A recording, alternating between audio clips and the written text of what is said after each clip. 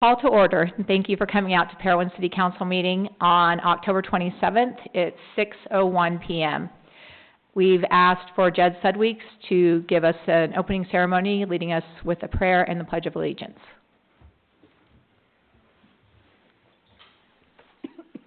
Our kind and gracious Heavenly Father, we come before Thee at this time with the City Council and the citizens of Parowan and ask for Thy blessing upon this meeting that we're getting ready to have.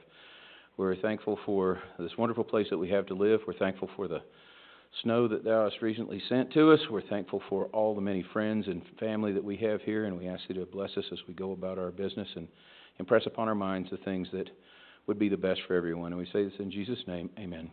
Amen. Everybody please stand. I pledge allegiance to the flag of the United States of America and to the republic for which it stands, one nation, under God, indivisible, with liberty and justice for all. Thank you, Jed. Thank you. Thanks, Jed. Okay. Do we have any conflicts with the City Council with personal interest in any of these agenda items? No. No, Mayor. No. Okay. So now we need to approve the meeting's agenda by council vote. I'll make a motion to approve the meeting's agenda tonight. I'll second that. All those in favor? Aye. Any opposed? Motion carries. Okay, now is time for public comment. This time has been set apart for the public to express your ideas, concerns, and comments on non-agenda items. These comments are limited to 2 minutes per person.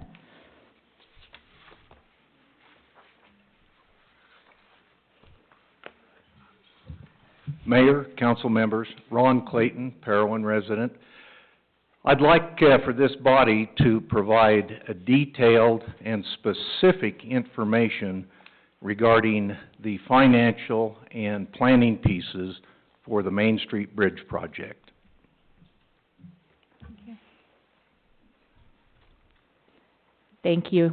And we have been told that we will get our planner for that project assigned to us shortly. The last meeting that we had, they said to expect to hear from them. And I don't remember if they said it would be in November, but they did say it would be soon, and that's why I haven't had that to provide. I know I told you I'd follow up with an update, but everything is still funded, everything is still in motion, but they do have to assign a planner to our specific project, and that's what we're waiting for. But thank you for bringing it up again. I appreciate it.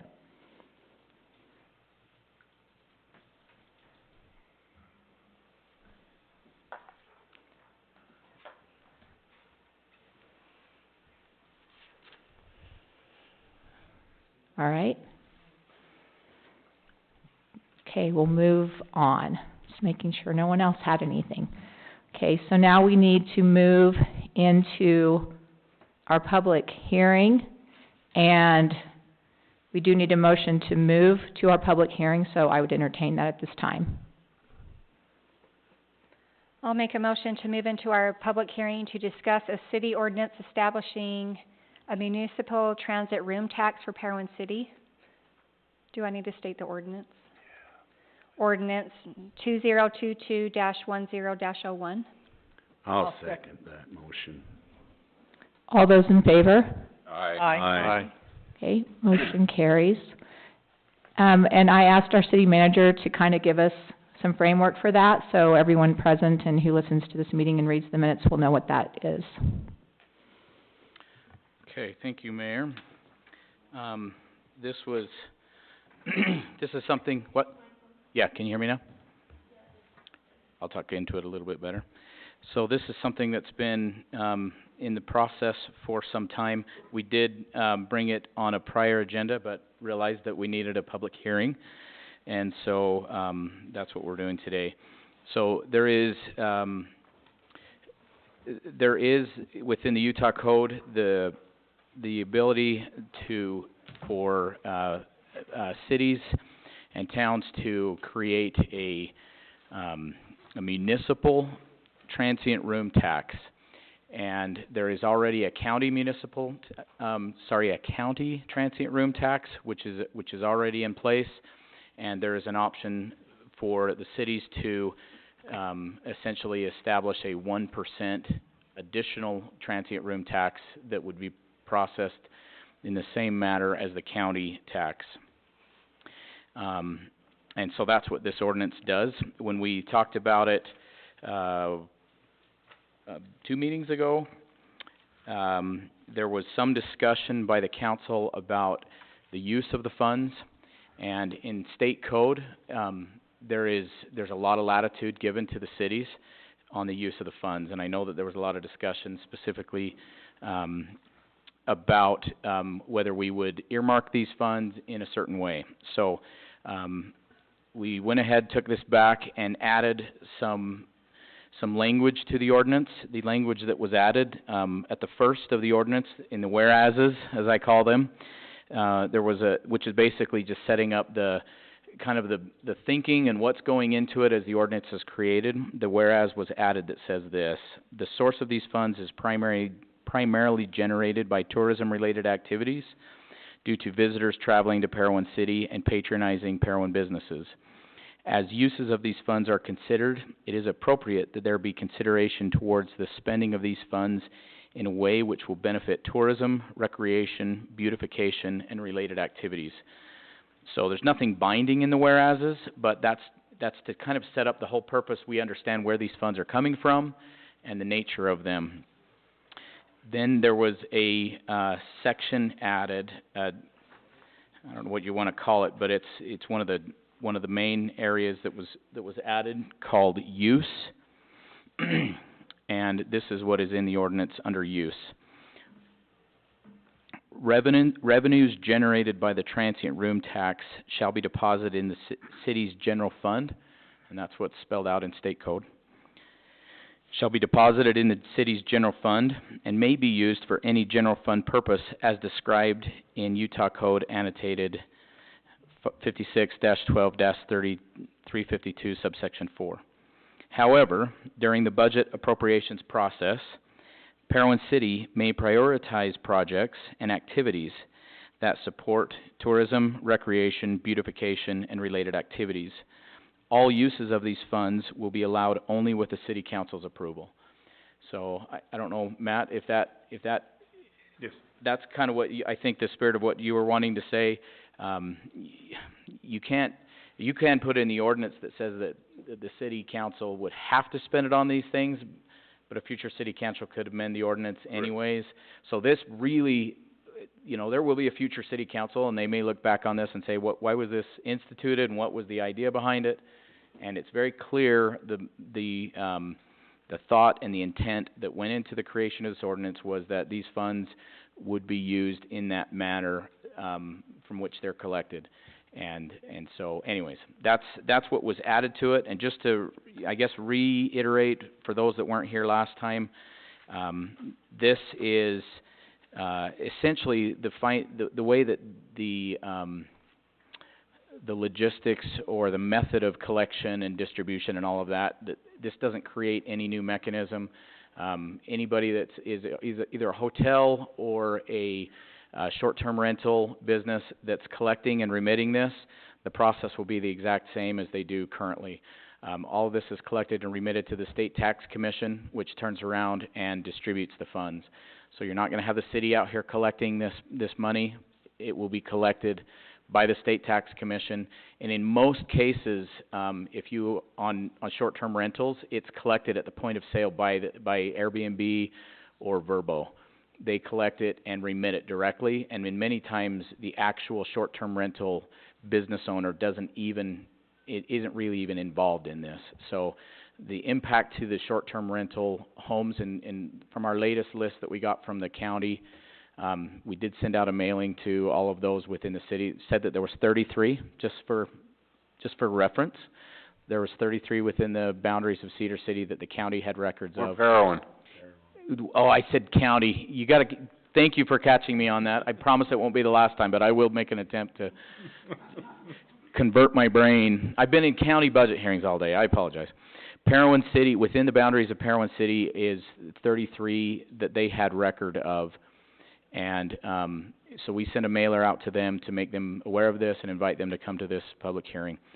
So, my whole point was to say that the impact on those businesses from a administration standpoint should be nil.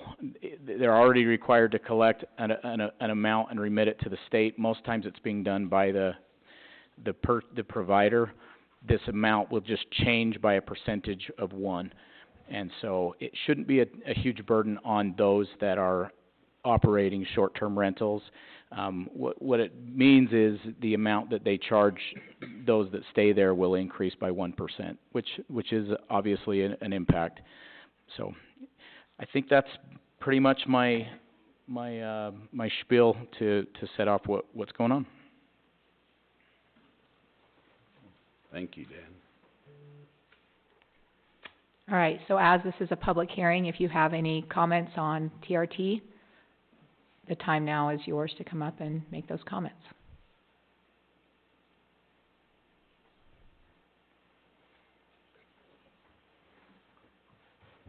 I don't know if there's a record for public hearings, but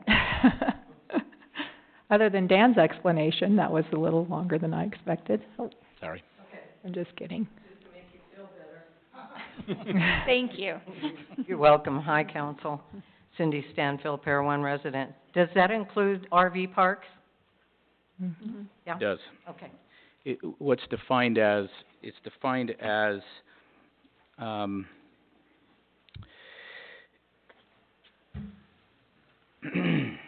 there's hereby levied upon the businesses of every person, company, corporation, or other like and similar persons, groups, or organizations doing business in Parowan City as motor courts, motels, hotels, inns, or the like, and similar public accommodations, an annual license tax equal to 1% of the gross revenue derived from the rent for any and every occupancy of a suite, room, or rooms for a period of less than 30 days. That's the important thing.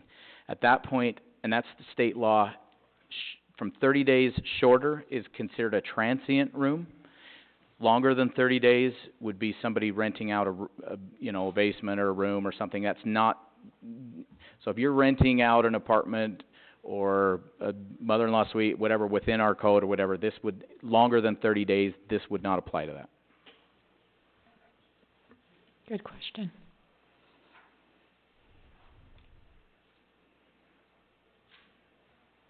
All right, so I would entertain a motion to close the public hearing and come out into our regular meeting.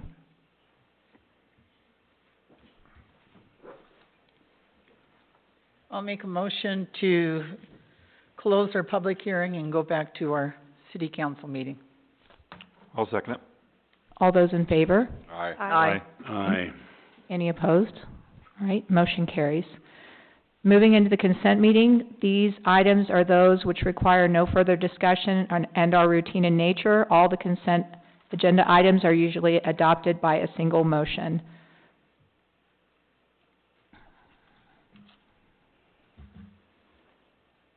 So I need a motion to approve agenda items 6, 7, and 8. I'll make a motion that we will approve the consent meeting agendas 6, 7, and 8. I'll second that motion. I have a correction that I just want clarification on for number 6. On the city council minutes for the 22nd of September. On the approval of the city manager, I believe Jim abstained from voting on that. And it said that we all approved, but I think that, did. right, okay, so Yes, then that thank you. clarification needs to be made. And that was all that I had. All right. Anything else? Okay, we need to restate our motion then. I'll make a motion with that one correction for number 6, on that to, where Jim, Councilman Shirtliff abstained. And I'll second that with the correction. All those in favor? Aye. Aye. Aye. Any opposed? All right, motion carries. Moving now into our action meeting. Action meeting item number 9 is the public entity resolution from the Office of the State Treasurer, and Judy Shears, our city treasurer, will come and talk to us about that. This is just to, change the authorization who can get into our PTIF accounts, add accounts, get in to see what they are. We had me and the previous city manager on, and we need to put our new city manager on as an authorized user. Can I just ask you what a PTIF I'm account sorry. is? That's Public Treasurer's Investment Funds. That's where we invest our money. Oh, okay. I just didn't know, so I'm Yeah. like, I'm just gonna ask her. Sorry about that. Oh, no, you're fine. I'll just point out that no money can be expended from that fund. It just gets transferred into our local funds, from our local funds up, and from those funds back to our local checking account. Yeah, we can't take money out of there. We can't, yeah.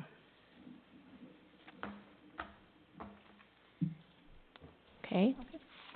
So I would entertain a motion to approve this, Change. Make a motion to approve the change. Okay. For the public entity resolution. I'll second it. all those in favor? Aye. Aye. Aye. Aye. Any opposed?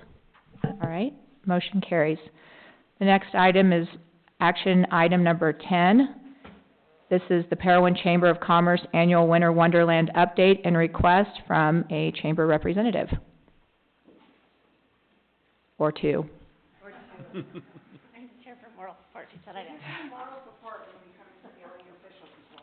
We're not scary, I promise. Thank you.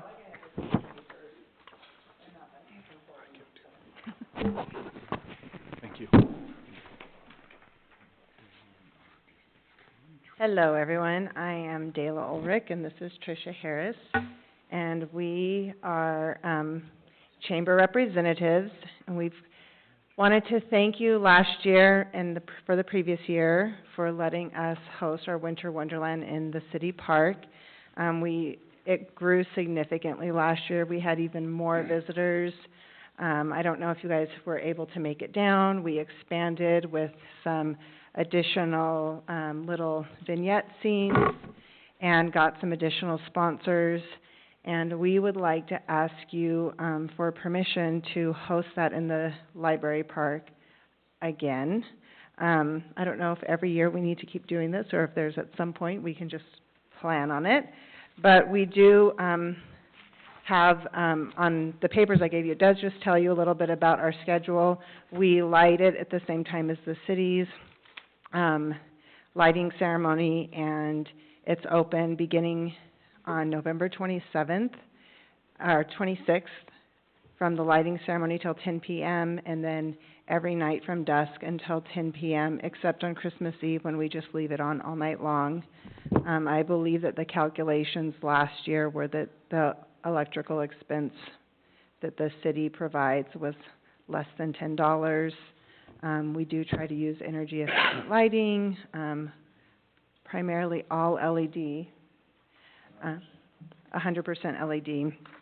And then we also, for the community, and through our local sponsors, offer, on Saturday nights, we have volunteers come out and serve anyone who wants to come free hot chocolate. We give them ornaments that they can decorate, and they hang on the tunnel that they walk through. And so all month long, they're just collecting there for everyone to see. And we have Christmas characters come and just mingle with the children, and it's a fun time. And so we hope that you'll allow us to do that again. Can I ask a question real quick? Yeah. How was the sponsorship last year, as far as, was it good, or is it better than the year before, or? It was better. Well, the year before, we actually were very fortunate that the Utah Life Elevated grants during the COVID year changed, and they allowed us to use all of our $10,000 grant toward that project. And so it wasn't a sponsorship, but we were able to divert marketing funds toward the actual development of the project. And then last year, we received over $6,000 in sponsorships, most of it primarily from the Bryan Head and Cedar City Tourism Office and Maria Twitchell. And so we were able to add, that's how we were able to add several of the vignette scenes, including the gingerbread house that was, that the kids could enter and walk around in and exit. We would, every year, like to get one major sponsor so that we could continue adding and expanding that. We have some plans this year to do some small improvements, and we're still hoping to get a larger sponsor to help us expand with another whole scene. Cool. And we build Jed builds most of the stuff we create, so that saves a lot. Yeah, so we're able to do, We do a lot of in-kind hours, do a lot of that ourselves. yeah. I've heard a lot of good comments on it, so it's a good addition for Parowan, so. And if you guys have ever seen this year's Cedar City tourism calendar, Parowan and Winter Wonderland is in it multiple times. Mhm. And we were one of the main features of their Christmas light marketing video. The December picture. Yeah, we're the December picture, so. The silhouette of the old rock church Mhm. at the end of the tunnel. I mean, it's really a phenomenal image, and we were really excited when it was selected for the December, for that calendar, because they have images from all over the county. This is a side note, but I happened to be in a very small meeting with Governor Cox and actually invited him personally and his family, because he's got 3 boys at SUU. So hopefully they'll come and let everybody know and maybe do like a cinnamon roll thing before or something.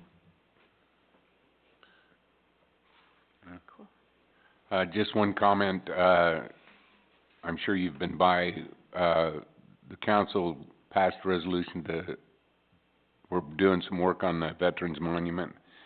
And so you might check with, Jeremy and, Justin, so that we're not overlapping on each other, so that, we can continue with the Veterans Project and not interfere with what you guys had planned or vice versa.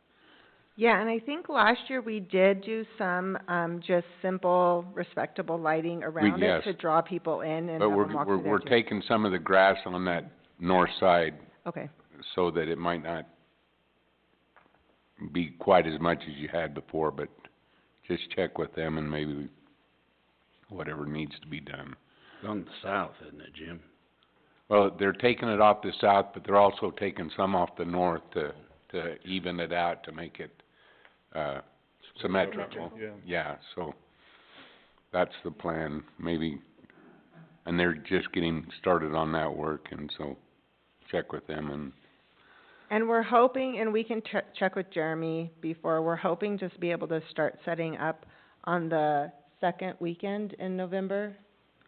And that gives us some time so that we can have it all the way set up, the weekend prior to the lighting, so that we have time to test it and work out any kinks. Yeah. Yeah, and we'll call Blue Stakes out and have them mark everything, if there's anything else that, I know that there was, perhaps like a irrigation line that was. Yeah, some of the wires to the sprinklers were cut, but I don't know if there's someone that we can contact, if it would be Jeremy or someone else that we could contact to help us Justin. locate those, yeah, so that we don't make that mistake again. yeah. Justin Daly's the one you need to get hold of, 'cause Okay. he's gonna be doing tearing up the sod to You get probably ready. wanted fixed it anyway, wouldn't he, or? Yeah, but there's You a probably couple of them that he can't even find, so that They're missing. yeah. I mean, it's an old system, and anyway, We only have the main tree is the only thing that's significantly deep into the soil for stability. Everything else is just, on T-post.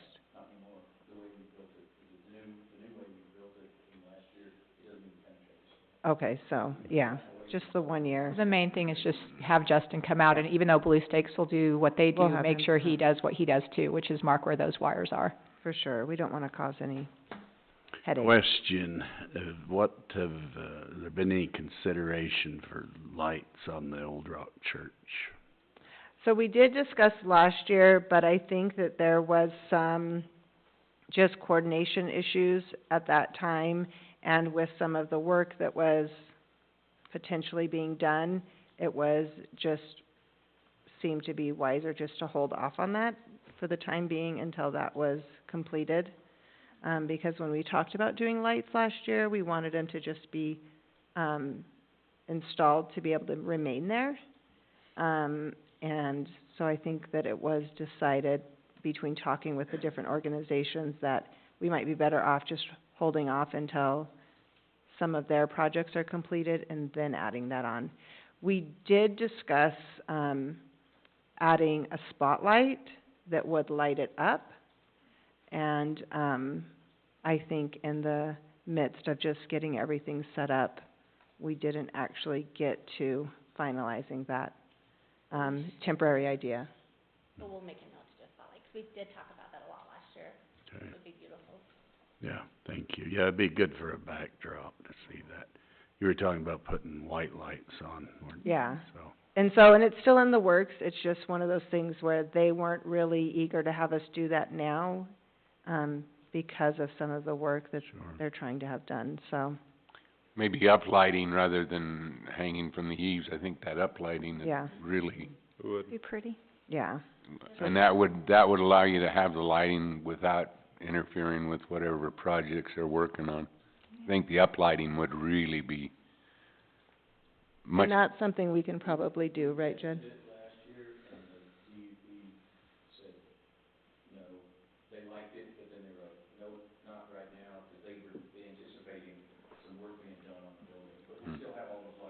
uplights? Yeah. So we can talk with them again and Mhm. see, maybe this year it'll be I just more, think that'd be better than hanging lights from the eaves or trying to do something like that. So the Well, up,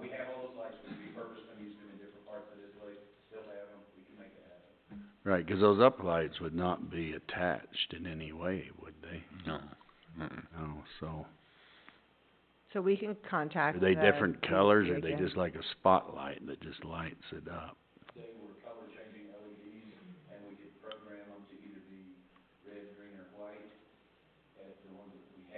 Mhm. I think No, everyone just no, wants white. just white, Guys, just no, And white. I don't see why they What would. about just something to light it up, Well, that's you know, without, That's not what a without uplight is. That's what colors? the uplight I know, is. but without colors, just a, Yeah, What do we you- were That's gonna what use he's the white talking one. about. Just a white light. yeah. Yeah. Just some coordination and planning, and I Yeah. think that could be part of this year's, Yeah, if you from tell the him. sound of things, because I remember all the discussions last year. So I would just entertain a motion to approve. Mayor, Yes. just real quick, question for you, make, I Oh, don't sure. wanna interrupt you, but can we just make this permanent, like she said? Can we, so they don't have to come back to us every year? Or is that something we I can't? don't see, You'd have to make it a line item and make it Yeah, part of the it budget. needs to come to the council each year, I think. Does it? I think. Mhm. Okay. And before, if you guys, wanted to decide to sponsor in any way, we would be more than grateful for We're sponsoring the, we're any we're sponsoring the additional power. funding when budgeting comes around again. But thank you, we love it. Yes. Maybe we could just add, Dan, is there any way it could be a line item on the continuous basis? Well, it definitely could, it'd just be through the budget appropriations Right. process.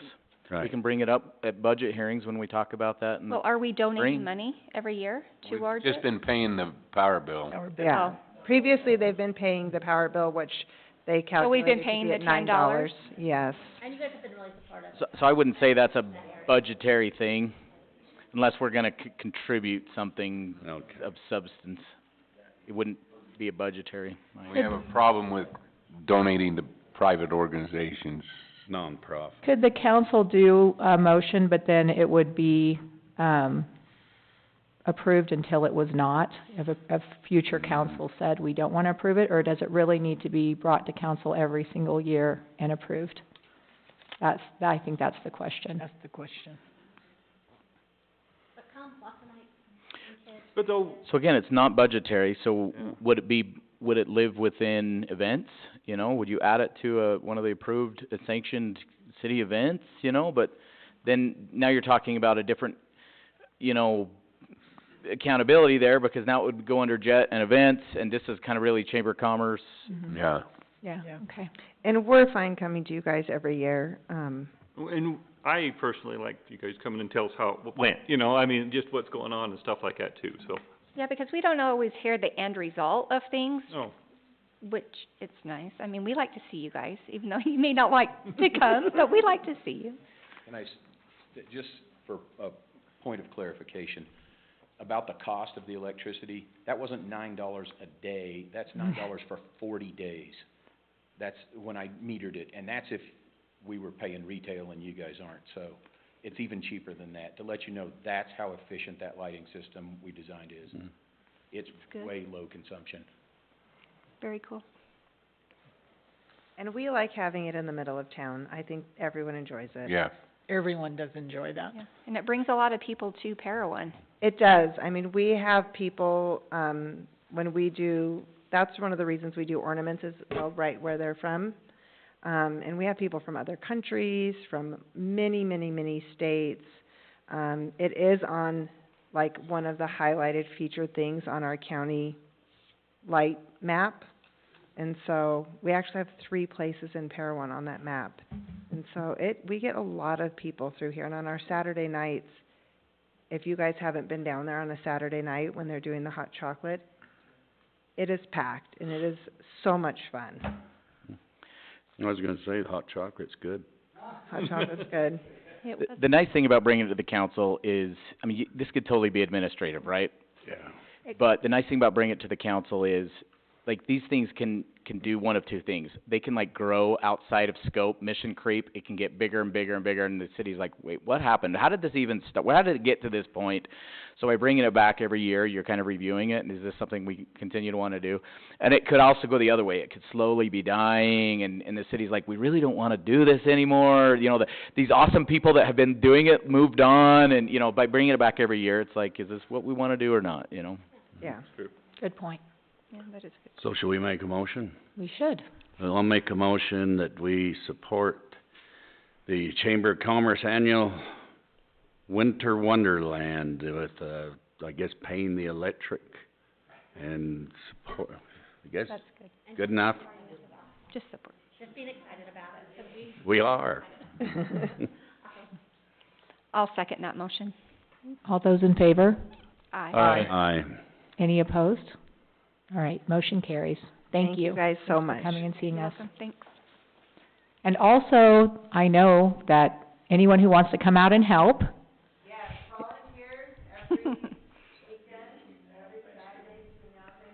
If you see people out there.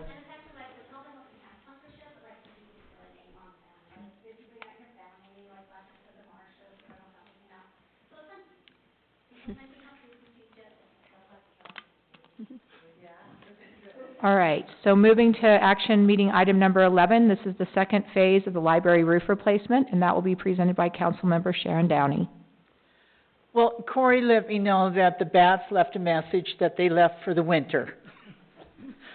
And what this is to do is to take the tile off the roof on the very top and all on the sides, and we're gonna take all that tile off, and we're put metal roofing on it so the bats don't get back up inside and leave their little droppings on the sidewalk, which is not healthy. And, we just wanna do that so we can finish the roof. So is this included in the original Yes, it was. appropriated monies? Yes. Okay. We divided it in 2 halves, one to fix the flat roof as far as any leakage going into the building, which he did that, and there's some that he still has to finish, but that goes along with the metal roof on the edging. I thought we already approved this. We don't have to vote on this again, do we? The color. The color? The color. It had to come to the Historical Preservation Committee, and we approved it, so that's what, it has to come to us to approve what Sharon has, and Corey have decided on as far as the color. The color is weathered Okay, copper. but as far as appropriations of the funds, we It's don't. already we've already done, voted it's on it. simply to The color. follow the ordinance. So what is the color? Weathered copper. Weathered copper. Weathered copper. Which means it's I might not have to Google that. bright orangey coppery looking, it's No. green It has a patina, copper that has a patina. For kinda all like the an old penny. designing minds, it's Whether- more of a verdigris. So, Do you have an example of that? Here's a color, I got an old penny here. right here. It's green. Okay. It's green? It's Or green. that says weathered copper. It's green. Green. Imagine a copper roof in Rome that is green from age.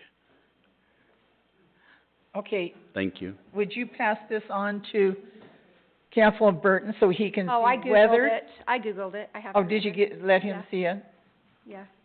It's on the left-hand side, probably the second or third up from the bottom. and this has already been through library board and Library- historic. Yes. It's been So- through the library and the historical committee. Looks good. Thank you. Right. It will look Okay, so we're good. voting on It the will. color. I think that'll really make the library stand out.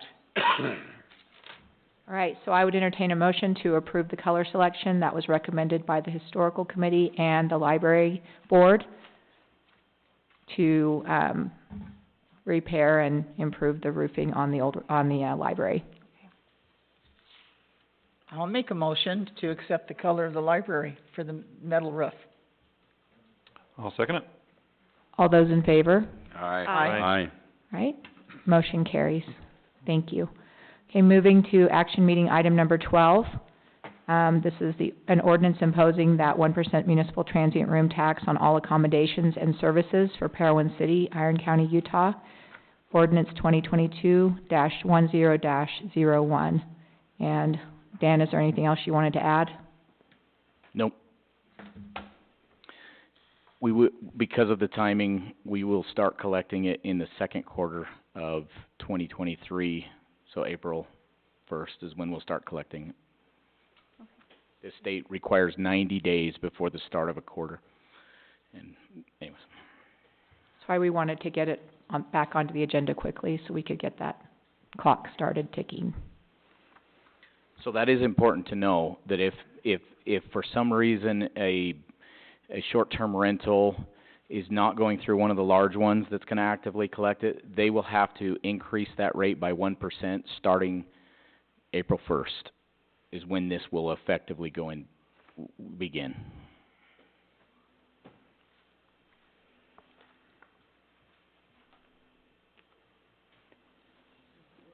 I'll make a motion to accept an ordinance imposing a 1% municipal transient room tax on all accommodations and services for Parowan City, Iron County, Utah, ordinance 2022-10-01.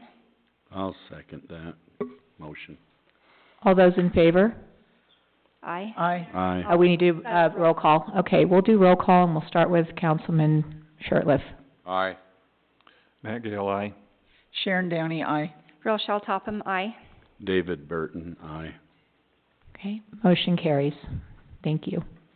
Okay, moving now into our work meeting. These are items that do not require a vote, but will be presented, and or discussed. Item 13 is the Parowan Prevention Coalition report, and we have Brianne Veter here to update us on the coalition.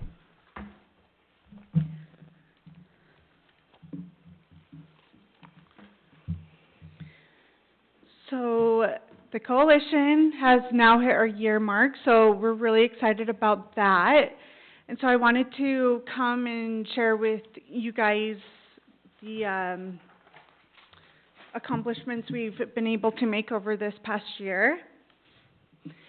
Over the past year, we've been able to do monthly meetings, we've gathered some data, we've participated in community events, implemented programs, hired a part-time coalition chair, and have started on messaging campaigns.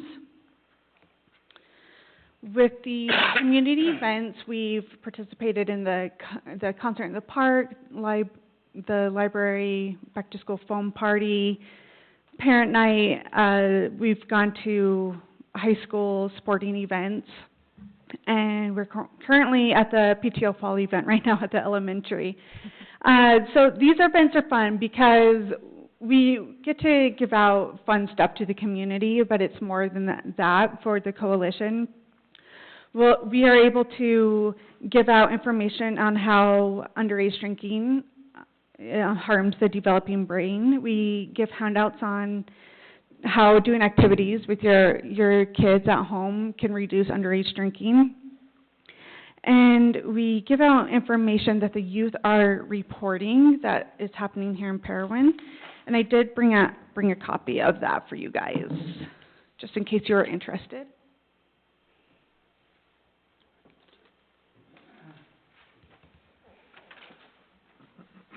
Thank you.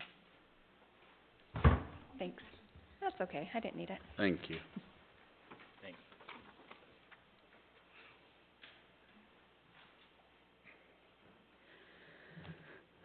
This is just a small portion of the information that the youth are reporting, but it's really important information for the public, for the community to see and understand.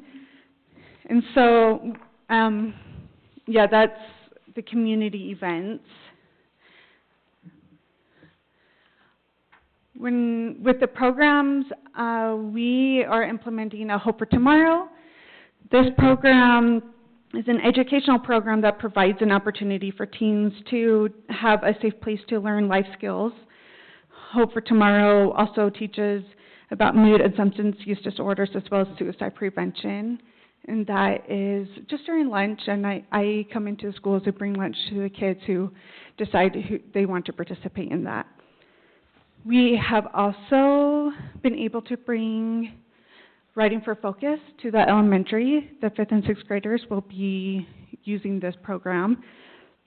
This program, the research shows that the students who participated in a regular biking program had improvements in attention and mood, as well as in long-term cognitive performance, social relationships, and general emotional and physical health.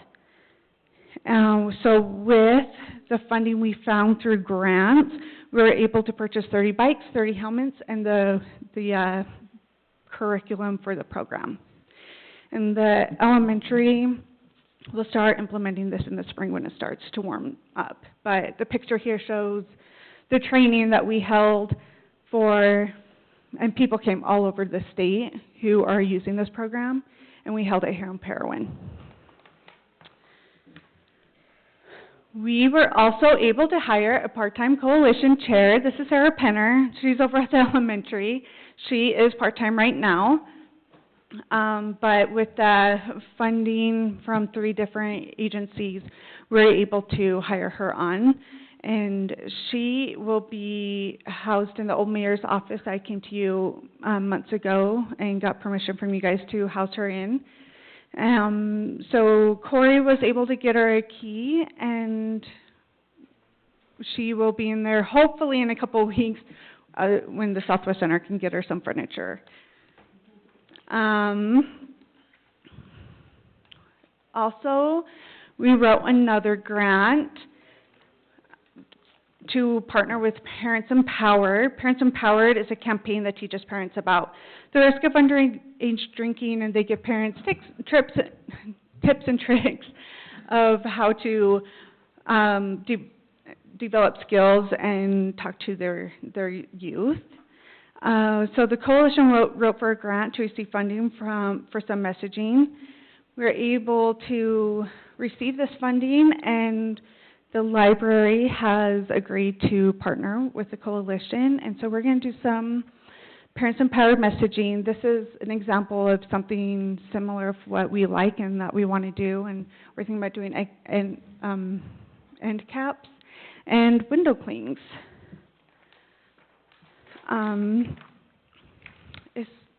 That is a lot. I'm grateful for all the grants that we've been able to write and receive for all these. For the BITE program, which is a program the coalition is really excited to bring to the Parowan Elementary. We're able to partner with the Southern Utah Bicycle Alliance, and Southwest Center was able to find some other grant funding to get that program.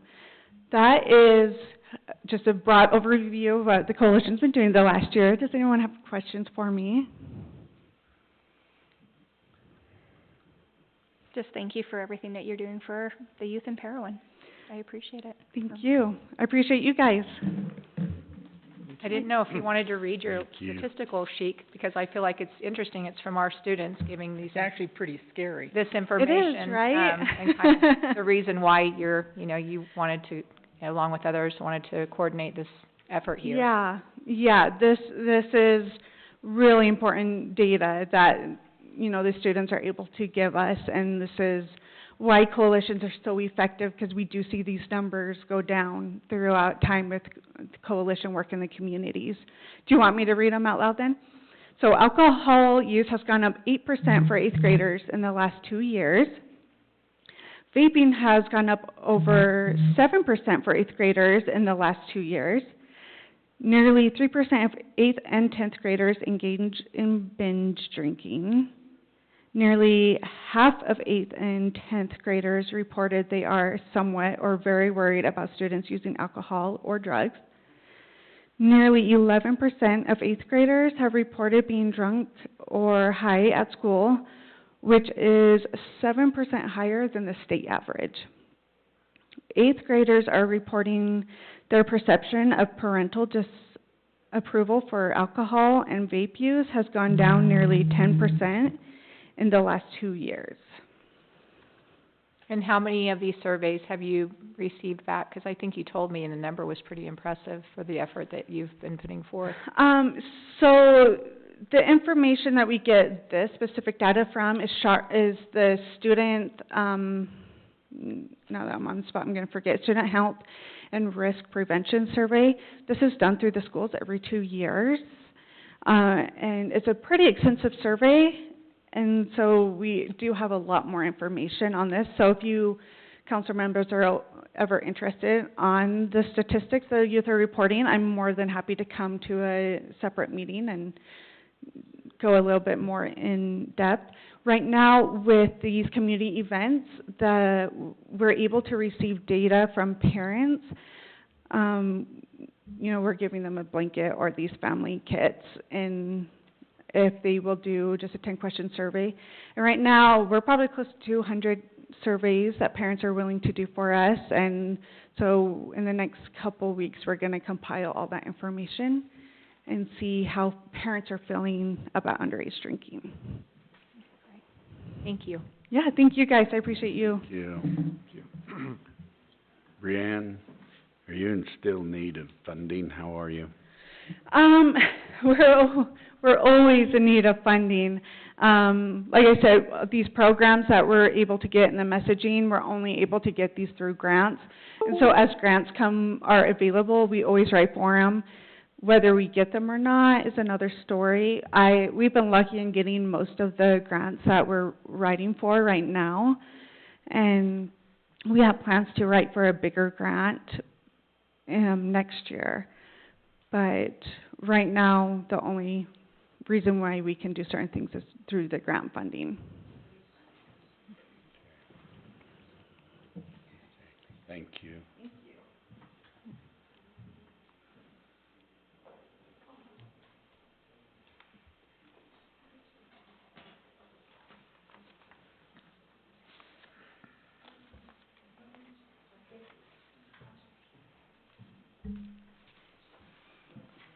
Are you okay without pictures? Sure. Okay. So the next item on the agenda is the Preservation Utah Award, and Jed Sudweeks was the project researcher on this. So I will let him share his agenda item. Thanks, Mayor, City Council, citizens. Hope you learned something tonight. I sure did. Wallace Stegner once said, "You don't know who you are until you know where you are." We are Parowan citizens by virtue of where we are.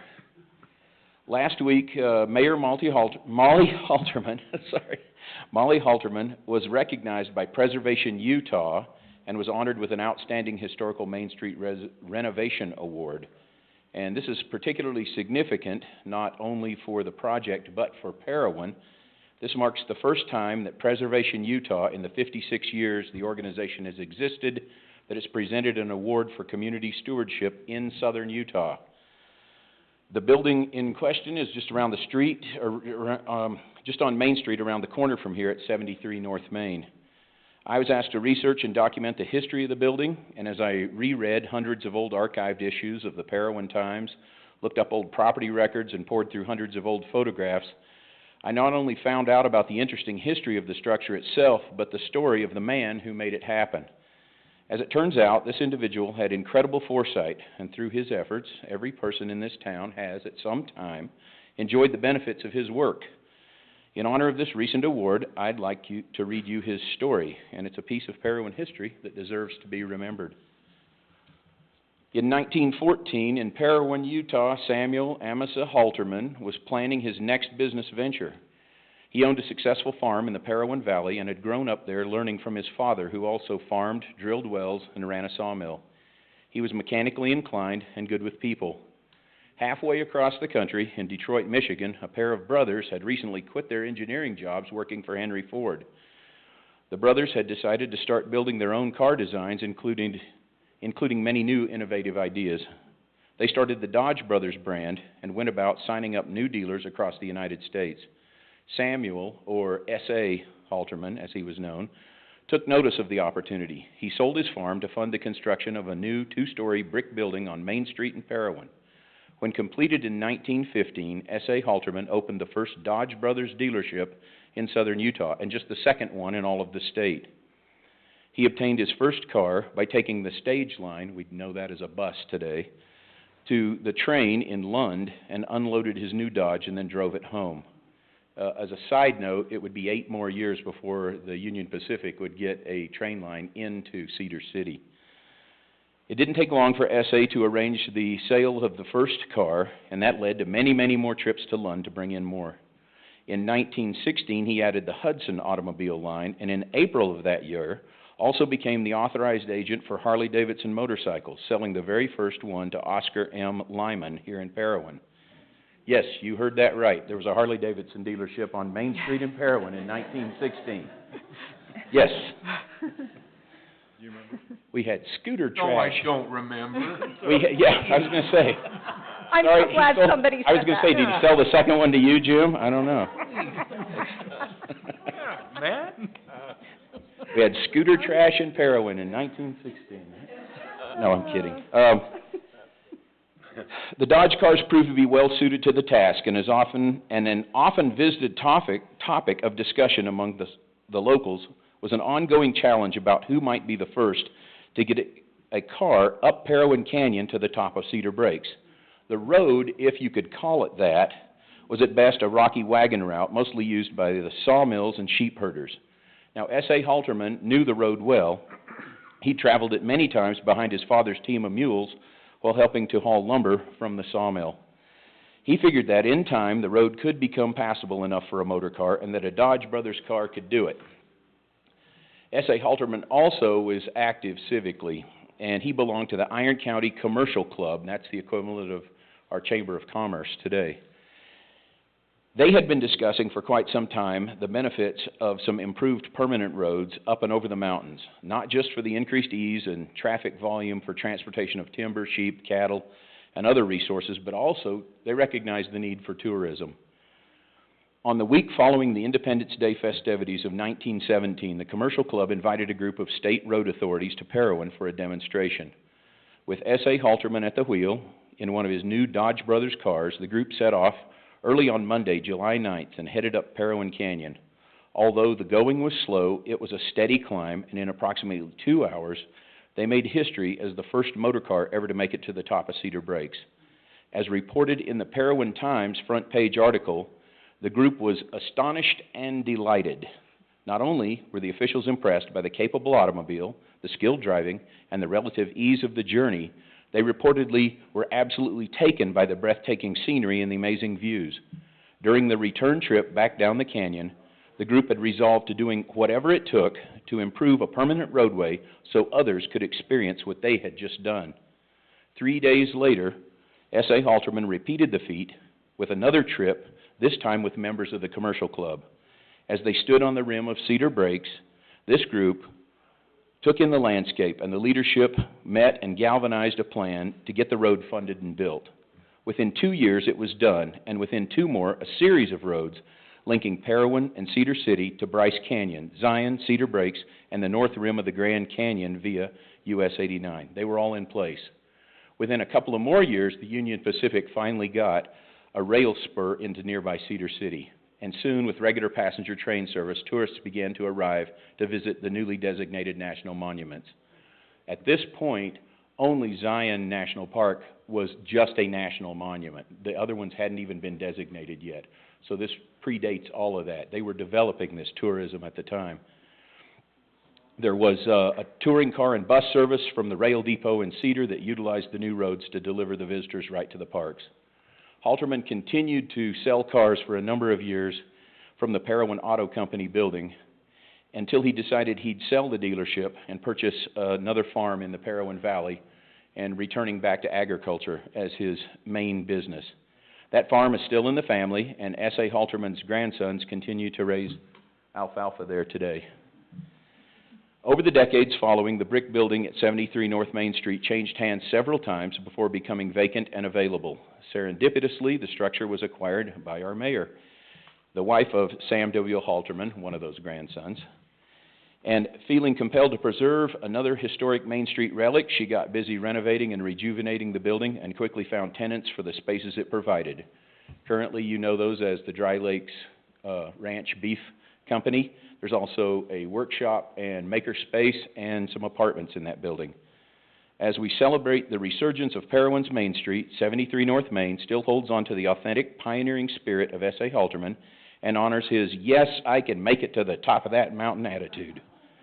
This building, with his vision, seeks to preserve that piece of history. Now, I'm not the only person by a long shot who's working on projects like this to document some of our history. And there are some high school kids, actually, that are doing this in the form of videos right now. But I'd like to encourage everyone to revisit our history often. And if you have a story, write it down. Keep it in a safe place, but please share it. Our heritage is a big part of what makes this town unique.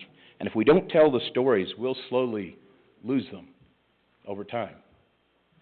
Our town will inevitably change, but our heritage and our history doesn't have to. Thank you.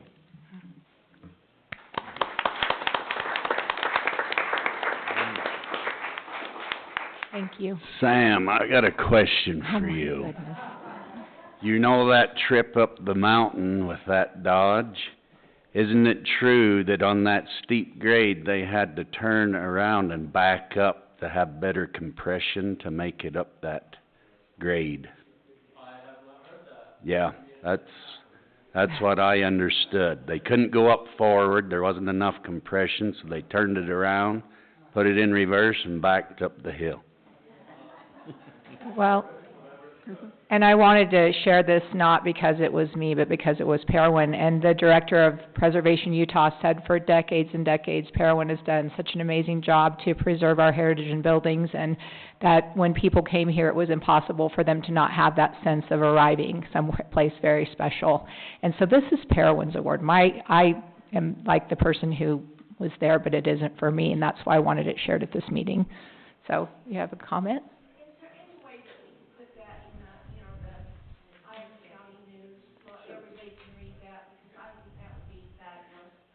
Well, my grandfather did the S-turn, but this was before the S-turn was made, and it went straight up instead of the S-turn, and that is amazing. well, and it would be good to get those stories into the paper. They're always looking for content, and if we could provide these stories, they would publish them, and then they would be forever, archived, and that would be really important for our community. And it was interesting because neither Sam or Mark or any of their sisters knew really a lot about this story, which just lets you know how these stories do die if they're not told. And it's good to have them in books, but it's even better to tell them. It's neat. That shows the pictures.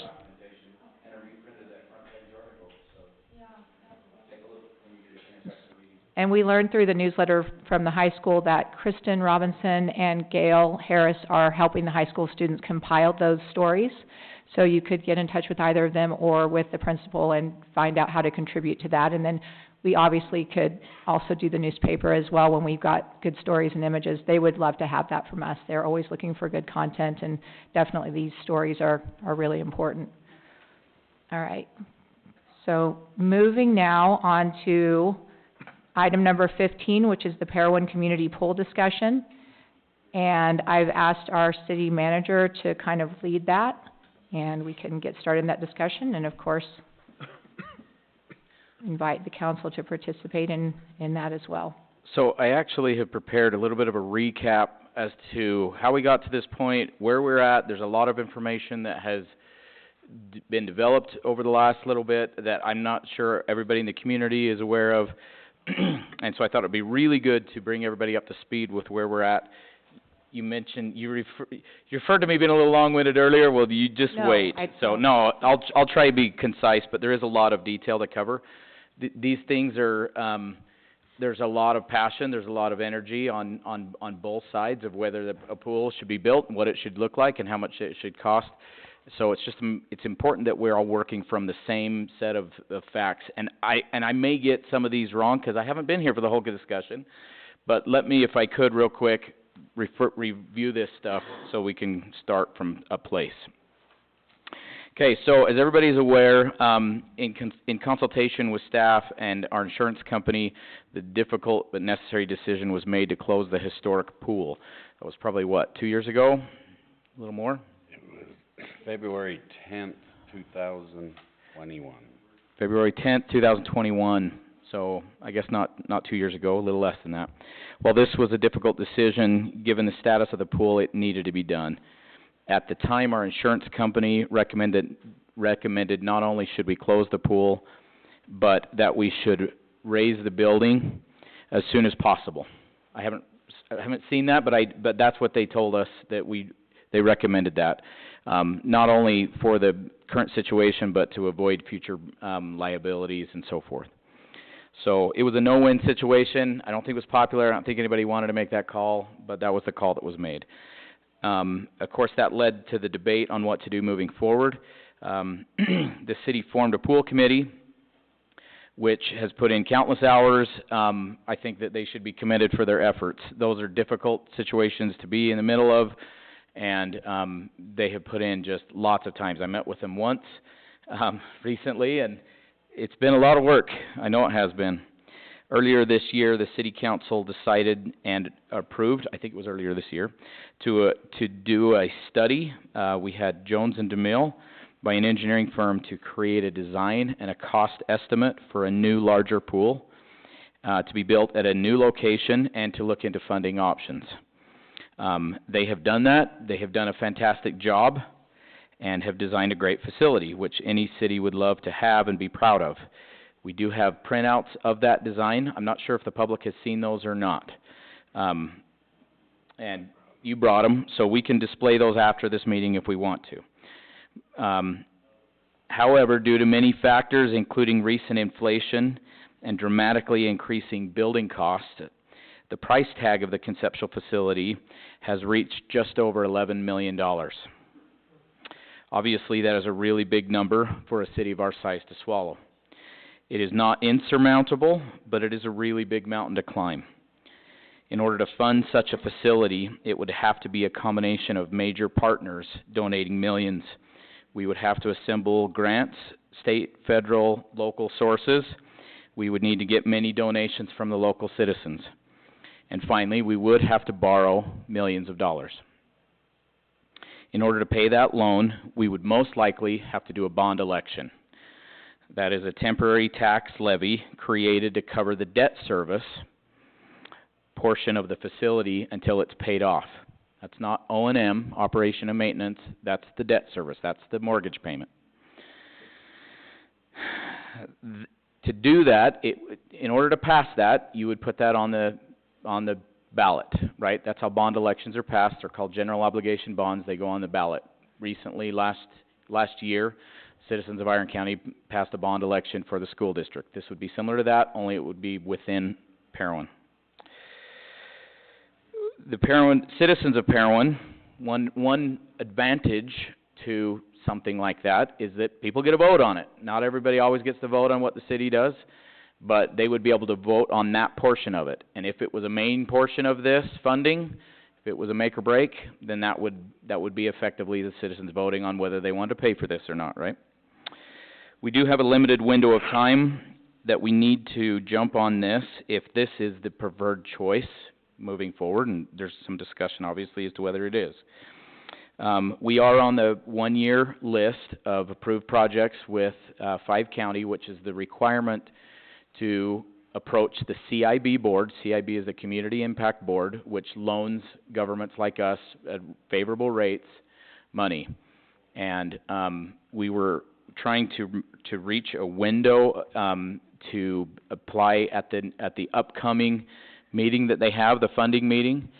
And we recently had a call with 5 County Association of Governments to give us advice and talk us through that application process. And the decision was made, at least in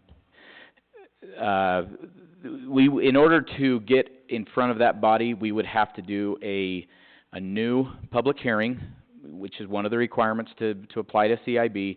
We have done this in the past, but the time has been quite a while since that last public hearing, so they would require us to do a new public hearing. That public hearing would be, we're planning on going to CIB to apply for funding, and does the public have any comment on that, right? So if we were to proceed forward with that, we need a new public hearing, and that would have to happen like in this meeting if we were going to be on the next upcoming funding meeting. We just, some of the advice that was given is that maybe we were not quite far enough forward with all of our other funding options. I mean, we are aware of what we need to do, but we don't have hard commitments. We don't have, donation path set exactly in place that we start taking donations right now. So advice was given to us, you might not have a mature enough application to go in front of the board. If you want to, you can certainly do it, but maybe you need to wait and go to the February meeting. And certainly one of the biggest questions is, do we even have a consensus as to whether we want to do that, right? So that's part of the conversation. So if we do want to hit that February meeting with a mature application, there is a lot of work to do between now and then administratively. We have to work with these partners and get some commitments. We need to have a donation path in place so that we're actively receiving donations. We need to have a consensus amongst the group and so forth. That's kind of a hot seat when you go in front of the CIB, and they want to know that you're committed. They want to know that you have it spelled out on paper how you're going to pay it back, how you're going to operate the facility, right? So that's one option if we chose to pursue it. Obviously, it would be up in the air until all the funding was finished, including the taxation piece if that was part of it. So that's one option. Secondly, there's another option that has recently surfaced. Recently, a firm, and I don't know if they reached out to us or what, but we were made aware of a firm who specializes in building, remodeling, and rehabilitating commercial pools.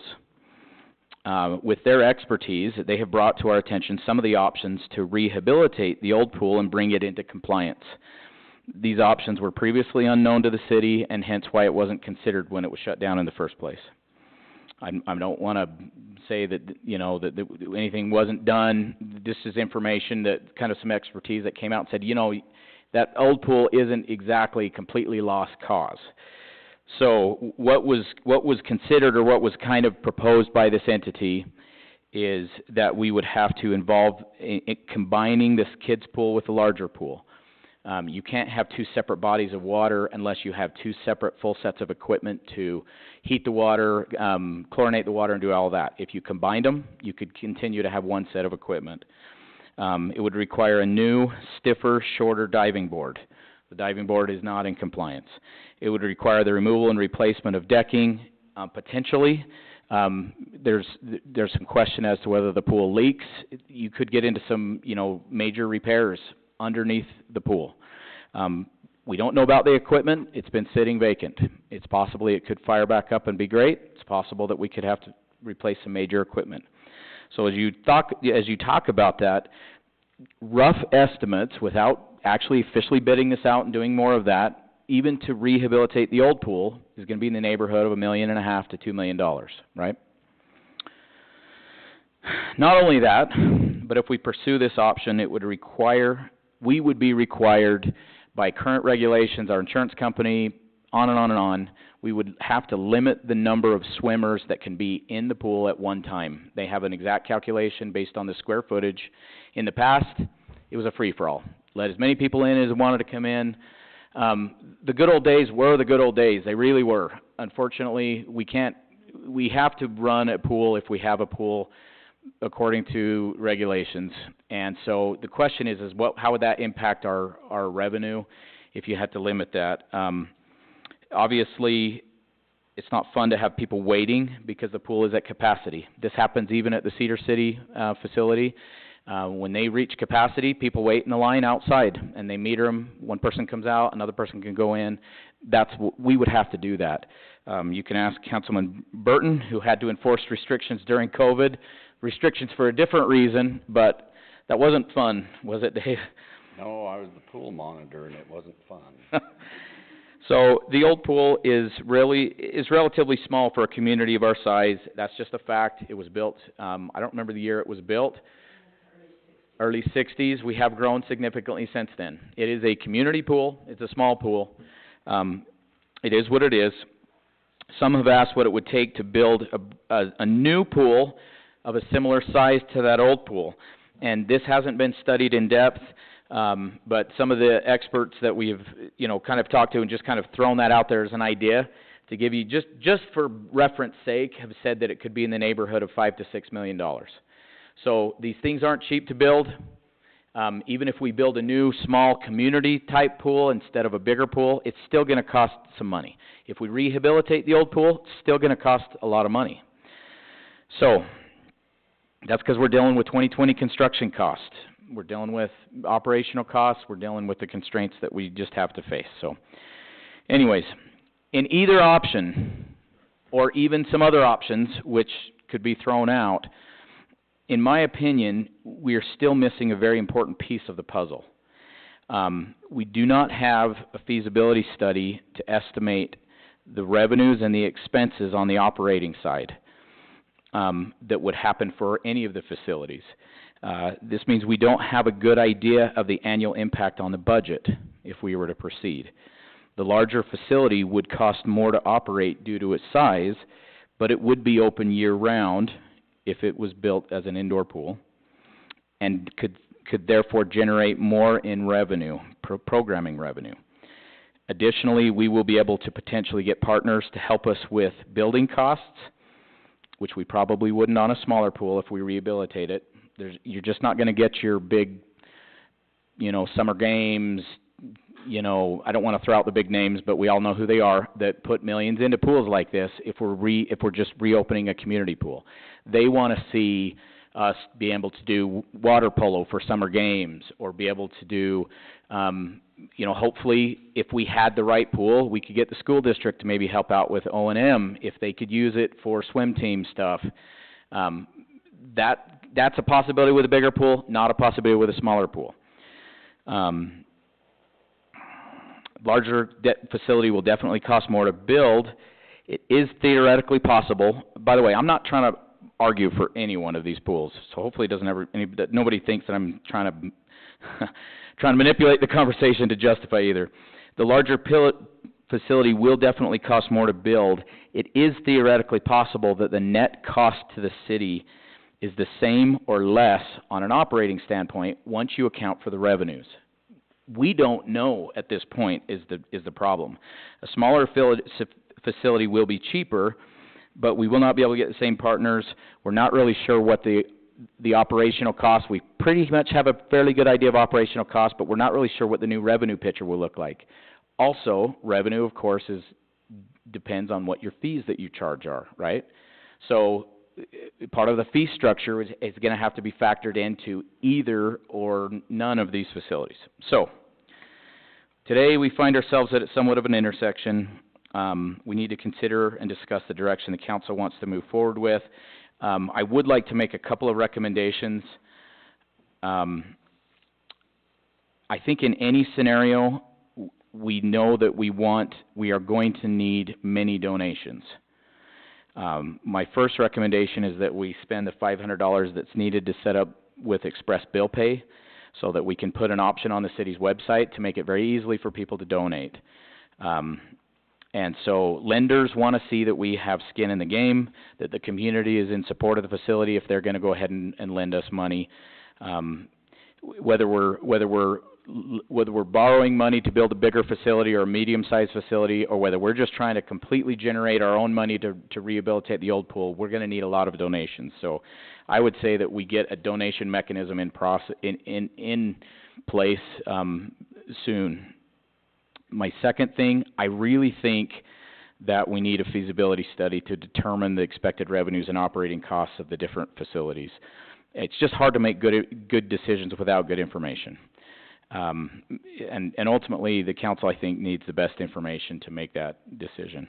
So, and then I guess the final thing, and this is a kind of a wild card, are there any other options that the council wants to consider at this juncture, whether it be a different size pool, a different scope of a pool, or even another recreational facility or community facility that accomplishes the same goals, but potentially could be cheaper to build, maintain, and or operate. So that's the background where we're at. We need to decide if we're going to pursue CIB with the current design and all that and see what they say, but it is going to take a lot of work. There's, of course, the other idea of pursuing, the other pool and so forth. So that's my report. Do you know if we change the scope of the project, say that we want to potentially redo the old pool? Does CIB loan on stuff like that? I think you'd have a hard time getting a loan just to... Like it would have to be a new construction? Yeah. For them to loan? Yeah, so Community Impact Board, the source of the money that goes from Community Impact Board actually comes from federal mineral leasing, which they're, so the removal of oil, coal, and stuff like that throughout the state of Utah. As the federal government sells those rights, money is given to the Community Impact Board, and they loan it for the building of new facilities in local government across the state. If we were to rehab the old pool, there's nothing to say that we couldn't get a loan. We could go to a local bank or something like that and get a loan. Not a grant through CIB? CIB is hard to get grants through. A good example, in fact, one of the examples that people use a lot is this very building. We were desperately in need of this building. If you remember where the city operated out of before, it was the old Iron County Bank where the tourism is now, and conditions were very poor. Shane Scott did a great job, and he went in front of the CIB board and said, "We need this bad." They gave the city a fairly healthy grant and a loan, which we're still paying on. And people talk about how good of a job Shane did in really showing the CIB the need. So that's what they do. Now, CIB will do something like this. The question is how much grant will it give us, if any, on a recreational facility? And that's up for, we don't really know until we go and make that argument. The plan is to go there and ask for a grant of 70% and a 30% loan. Whether or not they'll give us that is in question, but probably. And I guess the committee thought, well, we can ask for it, and even if they come back and they push us back to a 50-50, or even to a 25-75 the other way around, or something like that, at least we wanted to ask for what we what we wanted. We really can't go afford to just borrow and build an $11 million building. Well, we could, it'd just be tax burden, right? So that's why we thought we'd go and ask for a grant, and the more partners that we can bring to the table, if we could bring in a local partner that would bring, a couple $1 million, plus we could raise a whole bunch in donations, we could get some grants. The mayor is amazing at looking at grants. There's a lot of different grants, but we're not going to get this thing for free, to no impact on the city or the citizens, so. Dan, question on the, donations on the website and stuff, we go through that. There is a fee, correct, that they charge us for the credit cards and stuff like that, so they're actually pulling down, correct? 3%. So whatever that. Yeah, Express bill pay, when you do a transaction with them, they add a fee onto that. So it doesn't come out of, it doesn't, like for example, if you're making a utility payment or something like that, and you pay with a credit card, the person paying it pays the fee, and we get the amount of the donation. So they would either set it up to add the fee. They would probably set it up that they would add the fee on top of the donation. I see Judy shaking her head, yes. Okay, just want to make sure. For clarification. Yeah, I was just going to tell them. $10 fee to the city a month to have that on the website. Plus the 500 initial setup. Is that just one, it's a setup fee, just one time? One time setup fee, but $10 a month service fee, I guess you'd call it. And compared to some of the other online apps, I mean, there's a million apps out there that'll let you receive donations. They take a percentage Yes, cut. correct. That's where I was kind of getting, it's just not. This would be probably the lowest cost option that we could do. There is one other idea that Councilman Burton has talked. State Bank would be willing to potentially set up an account where they could take donations, and State Bank would manage that. Maybe you could talk about that.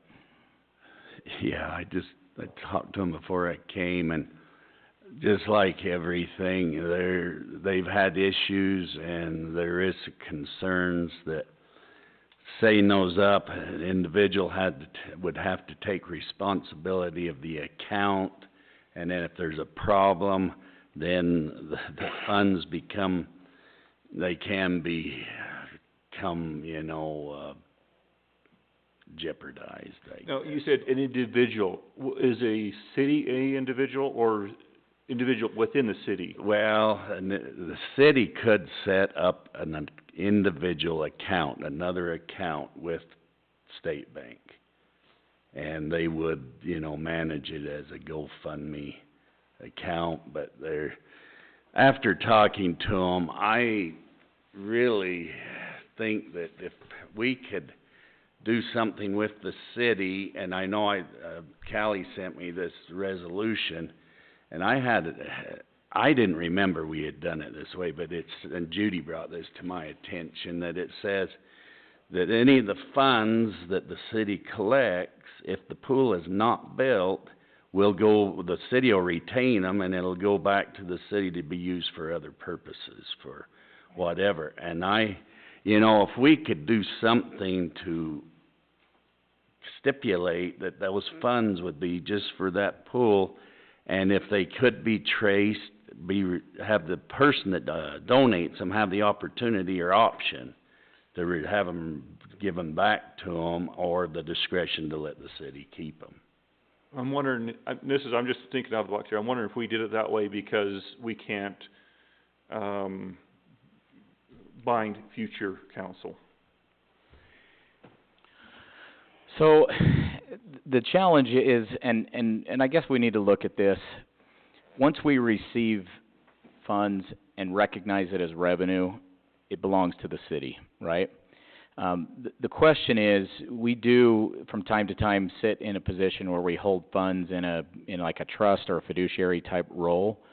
If we could set up a liability account on the balance sheet where we receive the funds, we hold them in that role where we haven't yet recognized them as revenue on our budget. We're basically holding the citizens' funds. They don't belong to the city yet until we were to receive them as revenue. So we'd have to look at that, and I'm kind of glancing at Justin. I don't know if we could do that or not. I think what you could do though possibly is set up a fund and say, look, if you wanna donate the funds, if we don't use it for food, we will put in a new park, or we will use it for recreational services. I think you could put it into a recreational account, correct? I think that's what the resolution says, is it will go into a park. That's what I thought it was, so.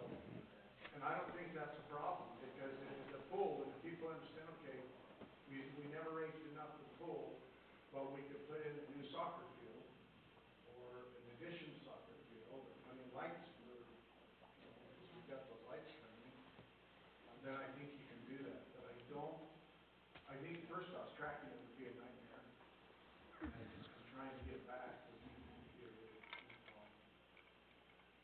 To a degree, I think that if you, I mean, it could be tracked. I mean, you're $1 or $2, $5, yeah. But I think anything substantial you'd be able to track. Well, sure, if someone's done $10,000, everybody's gonna reduce the $10,000, but most of your stuff, if I recall in your ballparks, that's been many years ago, there were no real substantial dollars. It was all the community come together and put a little bit of money in, and then that thermometer that sat on the park for 3 years, 4 years, graduated and slowly went up until you had money. I don't recall any major donors that I can. But you know what, you only gotta snag one. Phoenix City just got $4 million donation to put in the nice street. Yeah, I know. What was his name? He had a daughter that's involved in ice skating, and he was very wealthy, and he just said, when they lost that ice rink over there, he said, you know what, you put it in me, I will put it to it. So, there's gonna be a Well, I don't think that the bank is totally out of, you know, the consideration. But I think there'd have to be some things definitely, you know, worked out that there wouldn't be any problems there. If they do a GoFundMe account or something. But the city, I'd understood the city could set up another individual account with the bank. Can I just say that the BDP, Karen Miller, we've been donating money towards the Old Rock Church, and they just got it set up to state bank. Now, I don't know, yeah, you know, it's small amount, it's not like what we're asking for here, but boy, we need quite a bit to get BDP, you know, I mean, to get the Old Rock Church up to date, and I know we're doing that through state bank. So, if we set up a different account with State Bank and the city was the owner of the account, there's no difference than the account we already have, because the city owns the account. We have to recognize the revenue, we have to follow our normal accounting principles and all that stuff. So the State Bank only makes sense if you literally have somebody else as the custodian, and that introduces a whole different set of problems or complexity or whatever you want to say. Let's say we put it in Justin's name. Then, It's non-profit, it's not a non-profit. yeah, right? City, and a lot of people donate because they can write it off. Exactly. If they can't write it off, they don't donate. Okay. Especially that big fish that you're hoping to reel in. Did Phoenix do it under a building authority then, or how did they donate this? No, that actually, I believe, It's a private. it's all private. It's all private. Enoch was prepared to do it, but the donors, it's all private. The city won't end up owning it or operating it.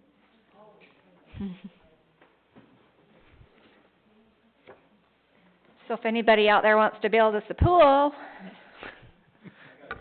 come on in. And that's a really good question that Judy asked. If we were to do this, and do a general obligation bond, we would use the building authority to actually build it, issue the bonds, and then the city would, and then lease it to the city. That's how the framework of how that would look. I know I keep talking, I'm sorry, but I know there's a lot of people, you know, this pool is open from Parowan who came to use the pool. Is there any way that more than one town could come in together, you know, like Summit and Parowan and Parowan, to kind of get a little more money? I don't know, you know, I don't know if that's rational or not. No, it's a great idea, and it is possible to do regional applications, so that is something that we could definitely do. Summit is unincorporated though, so, I mean, Paraguna, if they chose to allocate funds and participate, they could. Summit, yeah, now you're talking about the county, if you're talking Summit. Brian had, it wasn't even in existence when this pool was built. I mean, there's options. But the challenge is getting their governing body Yeah. sold on the idea and to support it, which, you know, now you introduce another entity and its politics, but maybe so. I mean, maybe their citizens would want it.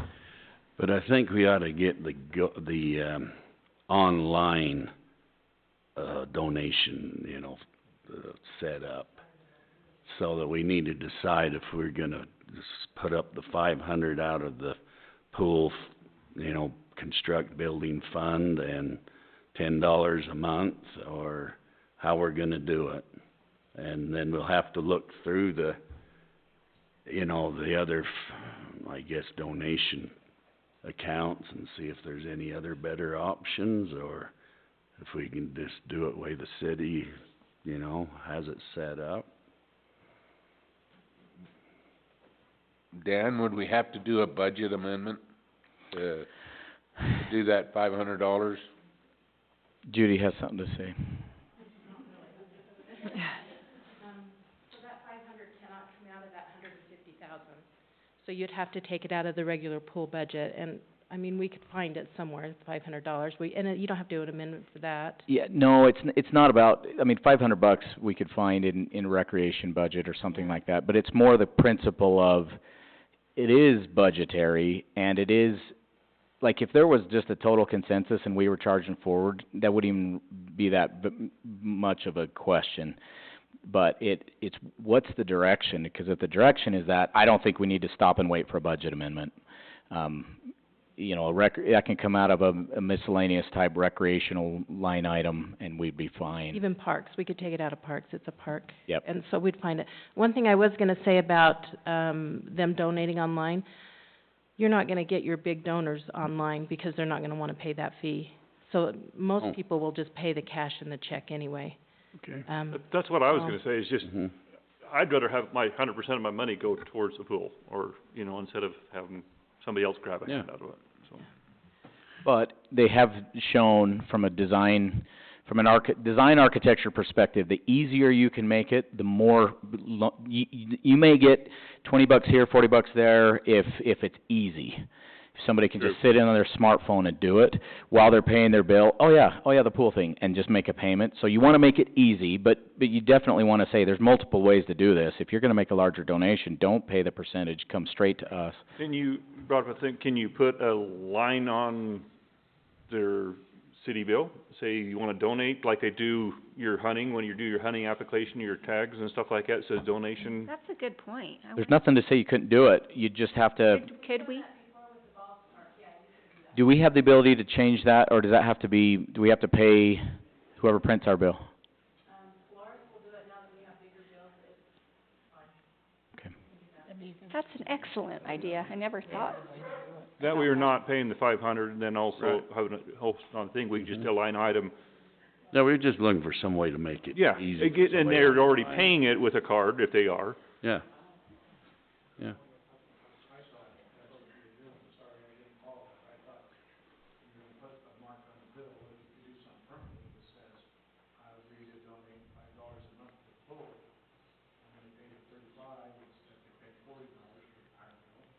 No, they were talking about just putting it separate on the website, yeah, so. Judy, isn't that 150 more now on the pool? I know it's every year, but hasn't it compounded? I mean, don't we have more in there?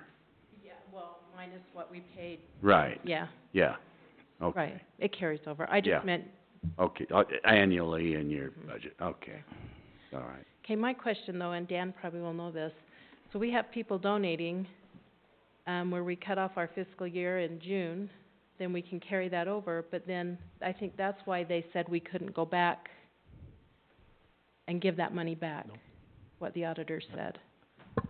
So, I mean, we probably should talk to our auditors and, Yeah, we'll wanna do that. I mean,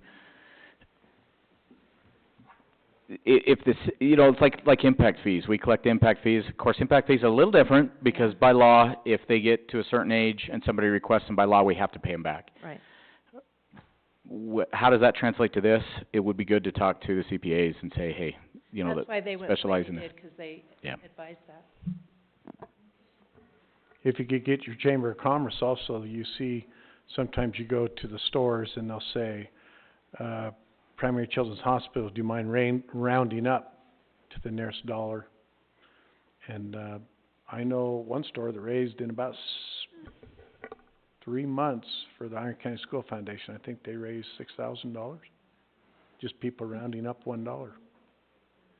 That's Not even a dollar, whatever the, And I wasn't gonna put the Chamber of Commerce on the spot, but if there was a nonprofit, they could collect those donations that people could then write off, and then the nonprofit could make the donation to, could that work as a And vehicle? they can write it off to the city. There's a tax form that we can fill out for them. It probably wouldn't be worth doing on a $20 donation, but say somebody came in with a larger donation, there's a form we can fill out that they can give to their CPA when they're doing their taxes to get credit for donating to the city.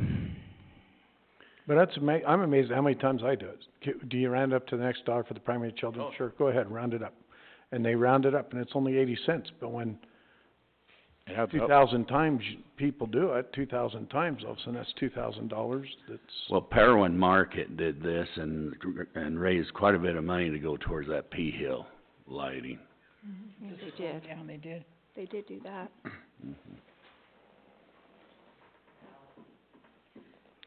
So, I guess I mean, you did a really good job explaining all of that. I think everyone feels, definitely a better understanding of the situation. Are there any ideas we haven't talked about? That's what I keep wondering from the council, because I feel like a lot of ideas kind of, have been discussed, but I just wanna be sure we've turned over all the rocks. If there are any ideas out there that you are aware of or have thought of that we could talk about, because it would be a good time to know what those are. How much is the feasibility study that you're talking about, Dan? Well, I mean, I think it's a we good thought idea. we knew, the company, Total Aquatics. Total Aquatics, that does programming for pools and helps out with all this. We thought, we were under the impression that they would do a feasibility study for like $3,000. And so we said, are you good with that? Can we bring that up in the meeting and discuss that? And they said, no. We don't do those type of feasibility studies, but they did give us the name of a company who did. We haven't had a chance to contact them. So we don't, this isn't an action item anyways, but we could put it as an action item, find out exactly how much it would cost to do a feasibility study and bring that forward. But we don't know what it is really at this point, so it's just an idea. Well, One that I recommend, but. I mean, I think it'd be good so that we can find out how much would be coming in. Right. But Jones and DeMille told us how much the maintenance, their estimate was. Right. Which is half of the equation, right? Right. And no doubt, it's gonna be, a bigger facility that's year-round is gonna have higher maintenance. It's gonna have higher payroll. It's gonna have higher cleaning costs, higher utility costs, and all that stuff. But how much in revenue, so the question is, and I know sometimes people will get angry on both sides of this statement, does a pool, does a aquatic center, does a, whatever you wanna call these, health and benefits center, I mean, depending on what it is, it really can be any one of these things. They don't make money is what a lot of people say, and other people say, well, if you do your programming right, you can. I would suggest that we take a very conservative approach with a feasibility study. There's nothing I hate worse than pie-in-the-sky financial projections that are useless, and I've seen a lot of them. I think that's exactly right. We have to start right from the get-go saying Parowan City is gonna subsidize the pool. We know that. Our question is, how much is it gonna cost the city to subsidize the pool? Well, and it's possible, just like with an old car versus a new car. I just did this math myself. I drive and fix old cars. I always have. But driving to Parowan every day, I realized the savings in gas mileage on a newer truck that got better gas mileage, it was cheaper than driving my old truck and actually making a payment on it. So it's theoretically possible that they're the same, you know, subsidy, or one is better, one is the other, but we want to make sure we have apples to apples comparison, and we have good information that we can count on to the best that you can get. I mean, at the end of the day, it's an estimate, but if it's pie in the sky, it's useless. Yeah. You know, you use pie in the sky numbers to try to go get, you know, somebody to give you a bunch of money to donate or something like that. We need to know how much this is going to cost, because at the end of the day, we are going to have the burden. And by we, I mean the city, and by we, I mean the citizens. The community. Because if we are having a hard time making this payment, and it's losing money, or the subsidy is big, and this goes for any other activity of the city, if it's draining the city, guess what we have to do? We have to either cut some other expenses, or we have to raise taxes to cover that. So we got to make sure we get our numbers as good as we can. I almost feel like that's where we should have started. Well, but you can't do that until you have the design. Oh, okay. Because you need to know what the design is, so you know what's capable. I say, let's go look at a feasible study. Let's get the numbers, hard and numbers. see exactly where we're at, and then we can decide. Can we get a feasibility study for two different projects? Yeah. You know, the aquatic center versus a community pool. What is each one? I don't know if it would double the cost to have two, because some of your population doesn't change. A lot of the metrics don't change. How much demand is there? Now, the demand for the facility will change based on what you can do there. If all you can do is go, you know, play, and there's a little bit of lap swim, keeping in mind that it's a shorter distance, that's going to limit your revenue, versus if you have, you know, indoor space with even, I mean, depending on how you look at it, you can have some meeting room space. You could rent the place for this or that. You can have lap swim. You could have, like I said, one of the things as the pool committee has met and talked to some of these partners, there is some definite interest in participating financially with us if we can provide, specifically what was said was water polo. You can't play water polo in the old pool. It's not big enough, it's not deep enough. So the new pool could get some water polo revenue from summer games, some potential contribution to O&M, and some potential contribution to the construction.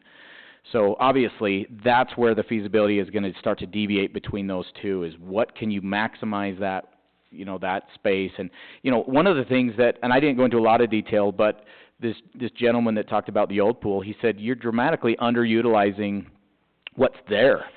He's like, you know, you could actually put some cabanas in there on the north side of it, and you could potentially rent those out. And so during the summer, imagine if you had a nice cabana and you wanted to rent that for your family, or a party or something. You know, he said, you just have this slab of concrete. You're not utilizing your real estate. The other thing he said is you have this block wall that goes all the way around it, and he said, what did he tell you? He said, it's kind of like a jail or a prison. He goes, open this up, let the views be seen, you know. And he's saying all of the things you could do with it to kind of maximize a community pool. He goes, you could put a second story on your building, and now you could have a place up there doing hamburgers and hot dogs and stuff. None of that's included in that $1.5 to $2 million number, but you could take a community pool of that thing and you could maximize it in other ways, spending some more construction money on it, of course, and more operational costs. Have we talked to the aquatic center in Cedar and the pool facility at SUU? There's those two great big pools. What kind of activities are they getting? Are they renting it out? Is there a revenue source for that size of pool in Parowan? I mean, if you have two facilities like that 20 miles away, would you want a third one if those two aren't making money? Or at least not getting the revenue that's projected? So that's absolutely part of the feasibility study. How many people that are currently driving to those facilities would stay here they may lose some revenue, that's not our problem. How many are going there for lap swim? How many parents are taking their kids there that would then stay here? And how would that change versus which type of facility we have? I mean, that's when I would say absolutely pie in the sky. I mean, if we get numbers back and it looks like a new pool here is gonna do better than what they're actively doing there, we automatically know those numbers aren't very accurate, right? And I guess that depends on, you know, what are they doing to maximize, you know, with their programming and all that stuff.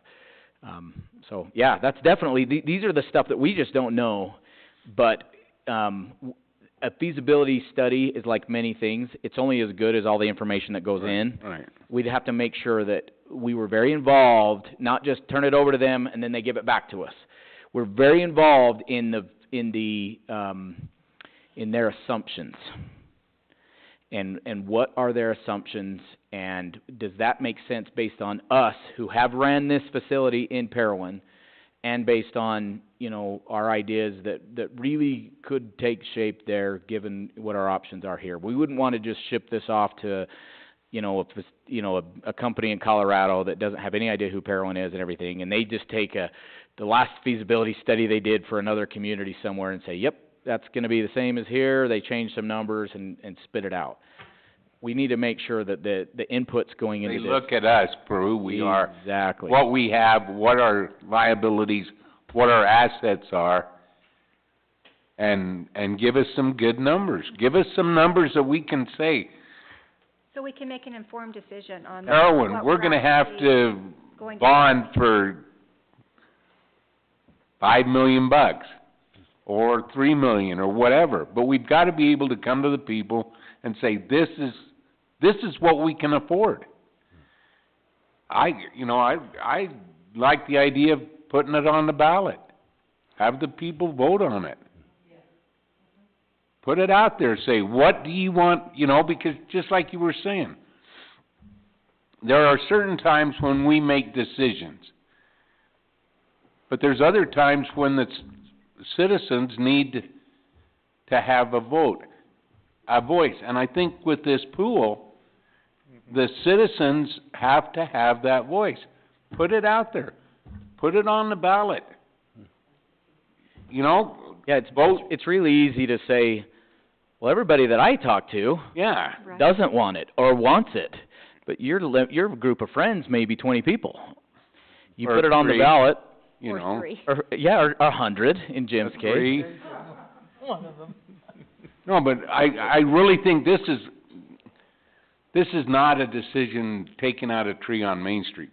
This is something that the citizens have got to tell us, because any way we go, it is going to be a financial impact on the citizens of Parowan for a long time. Even if for nothing else than opportunity costs. What could we have done if we didn't do this? Mm-hmm.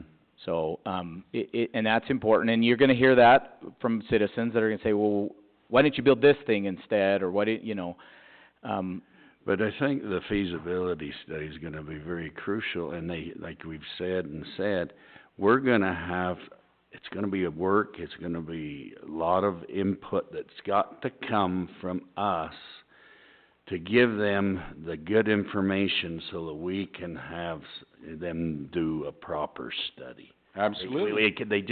I know we've But I think we need to give them options. We need to. Well, that's part of giving them the information. The information, we give them the information on what Jones and DeMille gave us. Every option. And then we can look and show them maybe what opportunity, everything. Canab pool, or one of these smaller outdoor pools. But give us some options so that we can go to the citizens of Parowan and say, this is where we're at. If you want this, this is what it's gonna cost the city. And by extension, this is what's gonna cost you for a very long time. So you mentioned options. I don't think we're gonna ask them to give us those. I think we need to say, this is option A, option B. Right. And again, every option, the cost of the feasibility study goes up. So do we wanna consider just two options? Do we wanna consider a midpoint option? Do we wanna, this facility that's 11-something million, and by the way, that's not bid out, that is an estimate, right? And Jones and DeMille did their homework. In fact, it was 10-something, and then they realized they didn't have the, They didn't have the cost of the increase, no, it was there was something, but they realized they had underestimated. It was what's that? Was it the margin for the, inflation? Yeah. Margin for inflation, but there's a certain word they use, and it's technical term, which I'm fried. I've been on budgets all day long. Otherwise, I could come up with that number. Contingency. They didn't have the contingency correct, and they realized, we got to get the contingency in there. Contingency is another word for unknown, right? Fudge factor. Fudge factor, I love it. So they realized they didn't have the contingency in there correct, and that's how we got to the 11. It's 11.2. And again, the problem with anchoring ourselves to a number is we actually get bids. It's going to come down to who bids on it, right? What if we get one bid and they are busy and they just throw us a high number?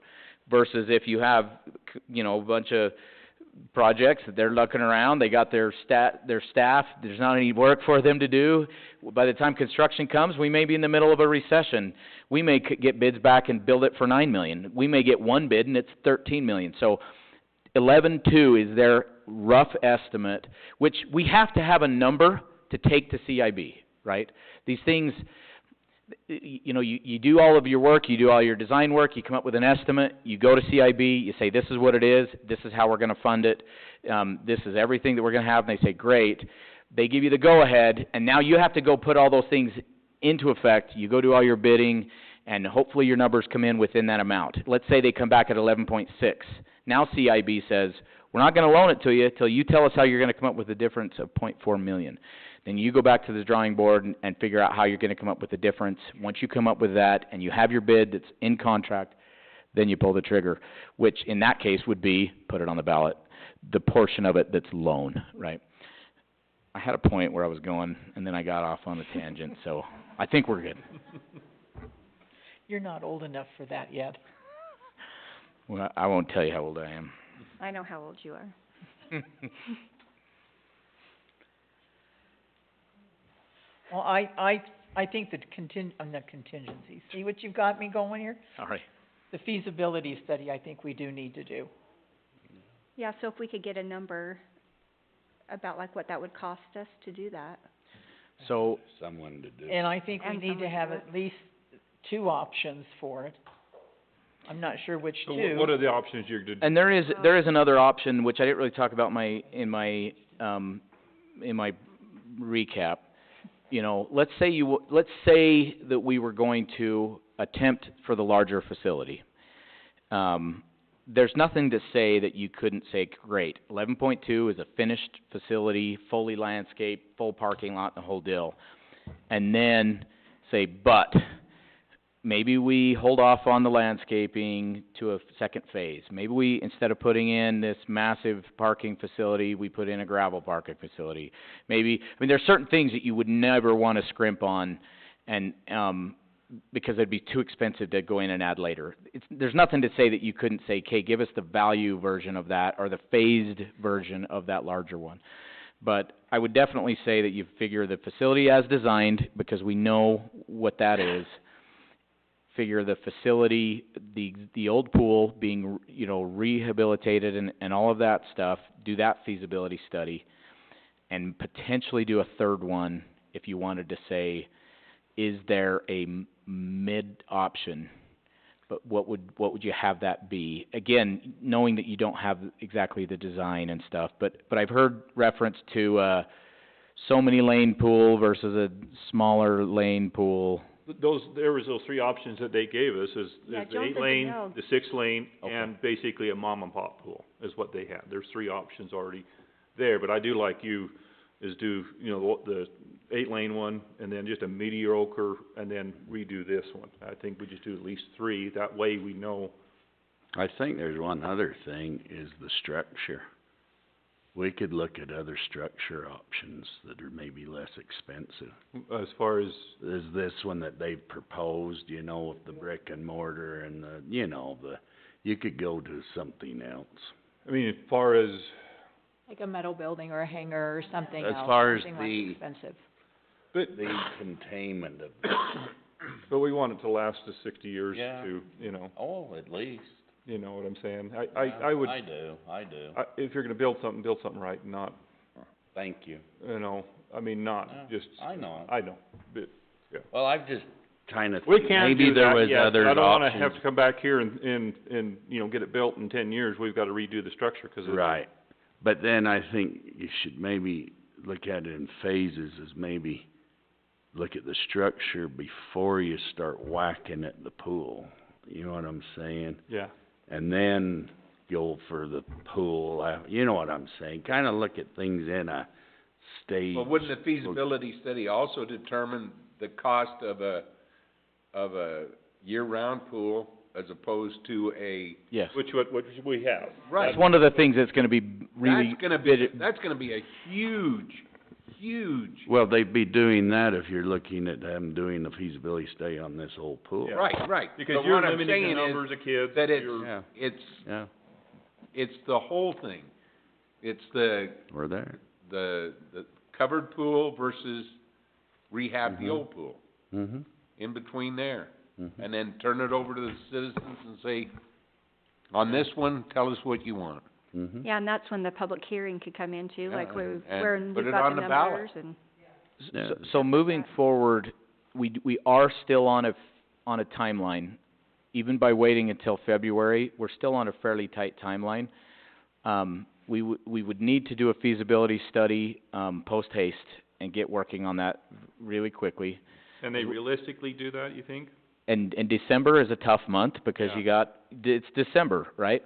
You don't need to go into CIB with 100% everything done. They need to know that you have a mature thing and that, you know, that public hearing that you do, the CIB board reads the minutes of that meeting.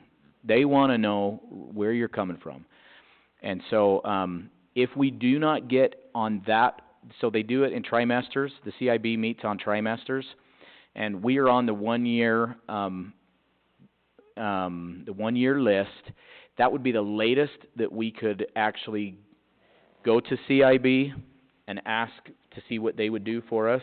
If we don't make it by February, it's not like it's dead, it's just that we now have to start the cycle over, and we wouldn't be able to get on until like the next fall, and we would have to first go through 5 county and get back on the 1 year list again. So I think that, like, in order of what really needs to happen pretty quickly, if we do a feasibility study, we could put that on the action agenda and actually have an estimate of how much that would cost, not an estimate, but an amount of how much the feasibility study would cost. We could work on that very quickly.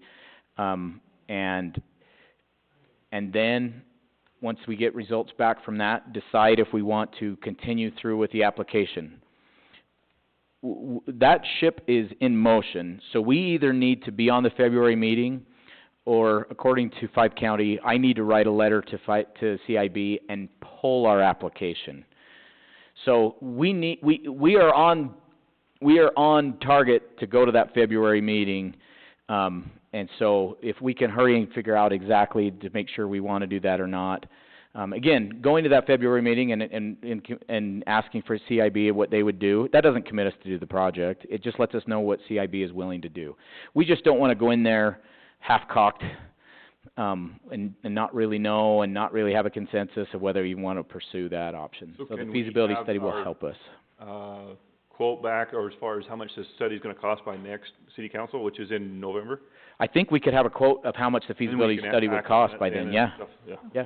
Didn't you say though, if you went to CIB and they offered you, you know, told you how much, we don't wanna say, we're not ready for that? We wanna be ready when we go to CIB? We wanna have a mature application. If we go in there and we're not ready, they grill us, we get red in the face because we can't answer their questions of how we're gonna operate it, how we're gonna come up with some of the funding. You know, we have some real pie-in-the-sky ideas about how we're gonna fund part of it. At worst, they're gonna say, okay, we'll give it to you in a loan at this interest rate next. That's probably the worst case solution. The question is does that hurt our reputation with CIB? I don't know. We don't wanna find out. We wanna go in there and say, this is what we wanna do. What are you willing to offer us, CIB? Well, that's what I'm asking, if do you think we'll be ready for that February meeting? I think we can, if we determine that that's what we wanna do. I think we can. I think it's doable. Dan, I have a question on Depends on how fast that feasibility study can be done. you know, the trimester and we're going to apply for this the 1st of June. Yeah. So we wouldn't have until June when that starts over to do it again. If we miss the February meeting, it's the next year. Okay. Which means we now have to get back on the agenda for the 5-county, get back on the list. June is the first trimester, the October one is the second one, February is the third one. Sharon just brought up a point, and I just wanna make it clear up here. The first thing we need to do is get to CIB and how much we're willing to do. If it's 70-20, 50-50, or whatever, not, before we can go get a grant. Now, that's what we would put towards the citizens as far as if they want to do the grant, or not grant, sorry. The loan. The loan. The loan, Yeah. yes. So but we need to see what CIB first, right, correct? Before we put it up to a public vote. Oh, yes, absolutely. Oh, yeah, You'd but have to see, know when what we your go to numbers are. CIB, this is what would happen. In a perfect world, you go to CIB. You say, we have raised X amount in donations so far, and we plan on raising the rest in donations. We're gonna go get $1 million grant from Walmart. There's organizations that put money into these things. We know them. Their names are on buildings in SUU, right? And they're willing to work with us. There's 2 really big ones, and they don't play nice with each other. You go after one or you go after the other, or you play them off of each other, whatever. You go and you say, this is how this would work into your organization's, this is how, what you can do for us and how this will help your organization. I mentioned summer games, right? We say this is not only for Parowan City, but this is a regional thing. You could bring your water polo here. And the mayor and I have been talking, what we would probably do is go to them and say, okay, what do you need for your organization? And maybe what we could do would maybe fill a hole, and they may be willing to give us a little bit more money. And if that is, they don't have any place to do water polo, or they don't have any place to do this type of thing or the other, then we say, let us fill that need for you and help us out with money, right? So then you also go in and you say, and we also have this grant from a state economic development, grant, or a recreational something grant. That leaves us with $7 million, $5 million, $10 million, whatever the number is that we need from you, CIB, and we really would like to get 70% grant, 30% loan. That 30% loan is gonna be $2 million, $3 million, whatever that number is, and this is how we're gonna make the payment on that. We're gonna go do a bond election, and we're gonna put it to a vote. And they say, okay, looks like you have a pretty good application. Assuming you can get all those things, we'll loan you the loan portion of it at, 1.5%, which is not gonna happen, but especially with interest rates doing what they're doing, but 4% or 3%, and the grant portion, we'll just give it to you. And it's awarded, and then we now have to go and actually secure those funds. We put it on the ballot, get that to pass. If that doesn't pass, the whole project becomes null at that point, right? We go back to the drawing board. Or it passes, and we have it, great, and we start construction, so. But the CIB grant, I think, the CIB grant is not dependent upon whether, or the citizens could vote down the bond, and then the CIB grant would just disappear. Go away. Vaporize it. It's not one or the, Yeah. No, they're gonna say, we'll give you the money, if, or loan you the money Yes. conditional upon that happening. Because And they're not gonna loan us the money unless they have we have a vehicle to pay it back. yeah. And then if the citizens say no, Then we just It's dead. start over and. we just... Back to the drawing board. So, no, I've got a question. With the application that's been submitted, can that be altered? Yeah. Like as far as the percent, like the amount that we're asking? Yep. we can, okay. Absolutely. So, We're like, if just we on come the back agenda, and- they have our basic, what we're asking for based on our engineering. They know we're gonna need that. When we go in there to the funding meeting, that's where we make our pitch, and that's where we need our details. So Five County, he told a story, he said, I mean, these people they're people, they're humans. They're actually, some county commissioners from around the state, different people sit on this board, and he talked about how they brought in these jars of pennies that had been raised. A little girl. They brought the political theater, right? Jars of pennies. But the whole point was, this is how much this community really wants this thing, and we really need you guys to give us some grant dollars, and we'd really like to get a really low interest rate if possible. And some of it, it's like anything else. They may have $15 million in that trimester that they have to loan. And they may have a request for $80 million worth of projects. Well, they're gonna be really picky on their projects that they award. And it may be that they have $25 million and they have $25 million of requests. They may be a little bit more lenient in that trimester. It's the gamble as you go to the CIB of how that works. But the reason why we use CIB is because you're not gonna get terms from any bank on the private market or putting it public on issuing bonds on the open market. You're never gonna get terms like they're gonna issue. The whole point of this board is to provide money at a very low interest rate and some grants to make Utah's mineral leases and all this stuff that's federal land go towards the citizens and build buildings and do things that communities need. So that's the whole point of this. That's why we use CIB when we can. And they're still talking 1 to 2% rates now. Are they still? Yeah. Good. Well, and the key components, again, are council consensus, community support, and, us having a mature application. And that really, those are kind of the things that we need to come together on. And another key component is that community support is the number of people that are willing to donate shows the community supporting, not so much the amount of the donation. And so there were a lot of things that were clarified to us. So that's when we recognized, okay, we need to get serious about taking donations. We need to get serious about finding a pool that we can all agree upon. To learn about Mount Pleasant, it took them 20 years to raise the money to get their pool. Their whole community was behind it, their whole council was behind it, and they were driving it so hard, and it still took 20 years. And it cost them $4 million to build it, and before it was completed, it was already too small. And there were already things about it they wish they'd done differently. And so, this isn't one of those easy problems. This is one of the bigger ones. But what I liked in just learning more about the CIB process, and I'm glad that you all are here to share this information, because it's so good to have more heads thinking about these things and coming up with solutions, is that the consensus is everything, and it's the whole community's consensus. And just like we just talked about, if it went through, even if we got funded and it was, this phenomenal funding, and it was 70 to 30, and we got a lot of funds raised, and it ended up that we were only needing $1.5 million with a 1% loan. When the bond goes through on the ballots, the community could still vote no. So it still leaves the control to the citizens.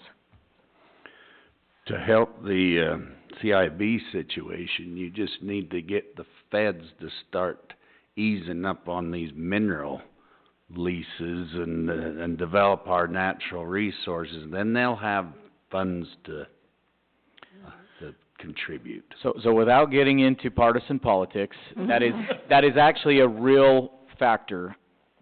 Biden's first day in office, he said no new leases, and that dramatically slowed the flow of money into the CIB pool.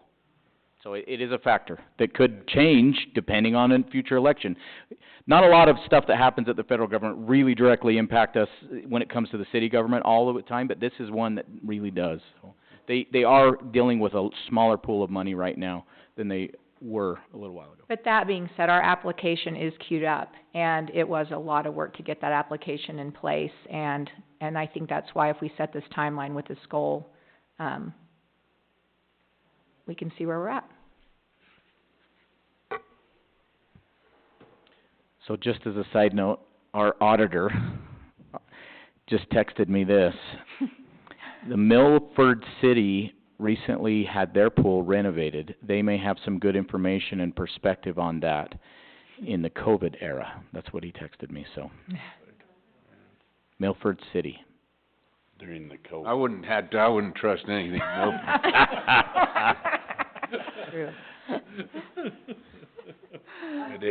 But that'd be during the COVID. Yeah, Beaver maybe, They'll be Milford, together. that's scary. Hey.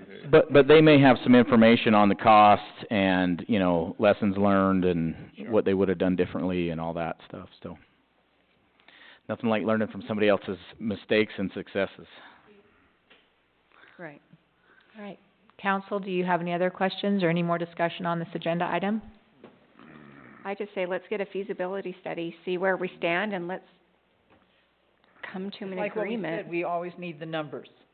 Right. We gotta have. And I think every council member agrees that we would like a pool for Parowan, but what that looks like, we just don't know.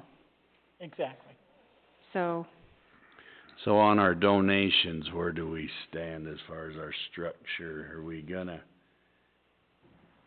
So do we need to bring that to vote for the next council are meeting we as gonna well, or is put that something that we on can the just set up and city start? bill, or, you know, so it's online, I mean, it's not just keep kicking this down, let's. Oh, so didn't people we can- decide to get it put on the bill?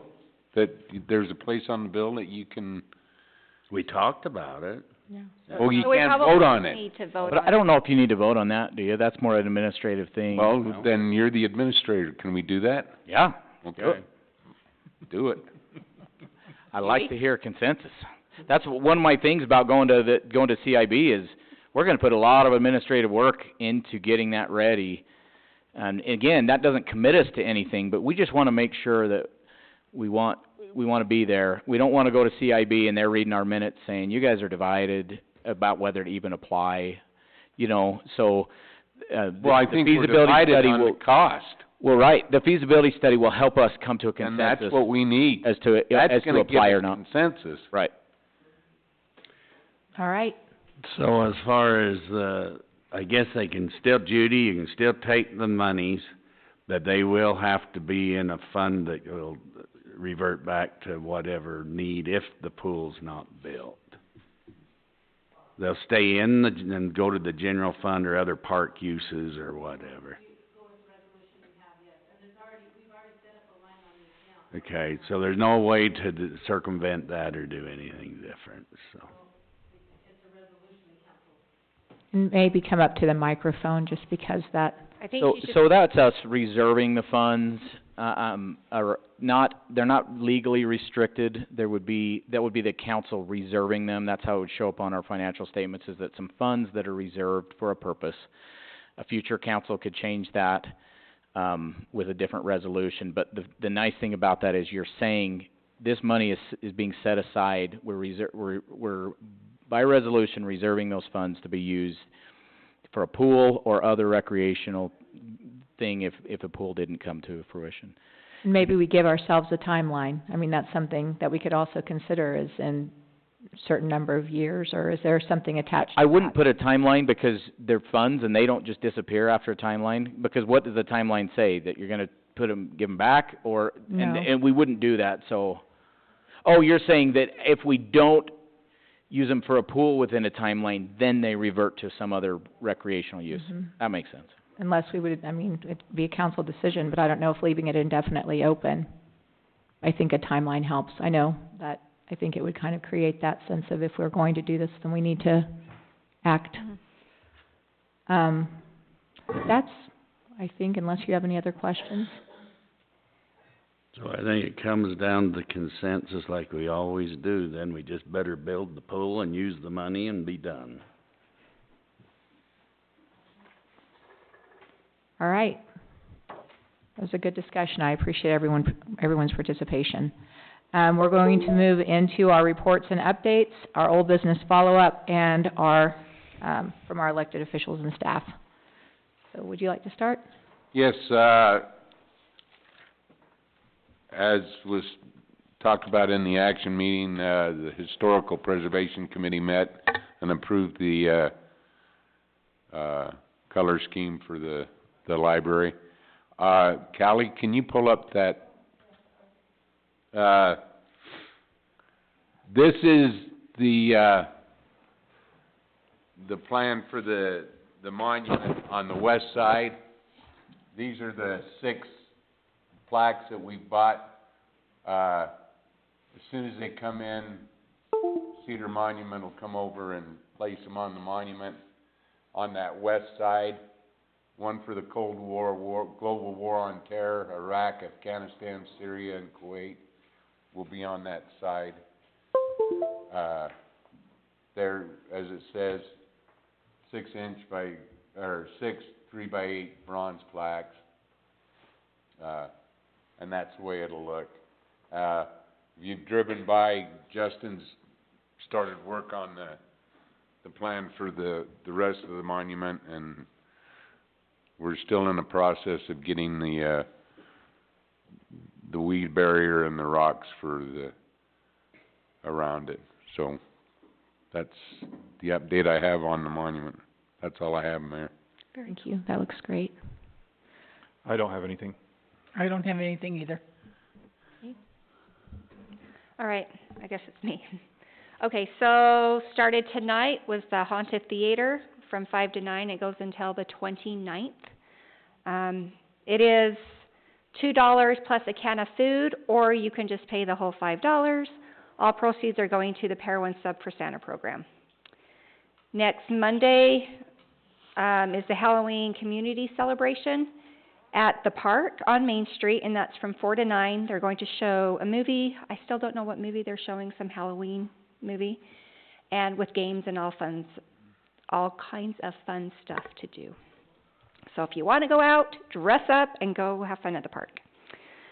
I was asked to cover planning and zoning by Councilman Burton, and I may do that more often just because he brings me Mountain Dew as a prepayment. As a repayment, not a prepayment. You earned it. Just some stuff that they're looking into. I think most of you guys know that they have an application that someone wants to build a structure out of shipping containers and use it as the structure of the building. So not necessarily, you would not see that. Anyway, they're going over that, and if they decide that they want to do something with the ordinance or add or whatever, obviously that would have to come back to us. So that's just kind of what they're looking at there. I need to get more clarification on this, but the high school is doing a Veterans Day assembly. I believe it's on the 11th of November, and they want Parowan City to take part in that.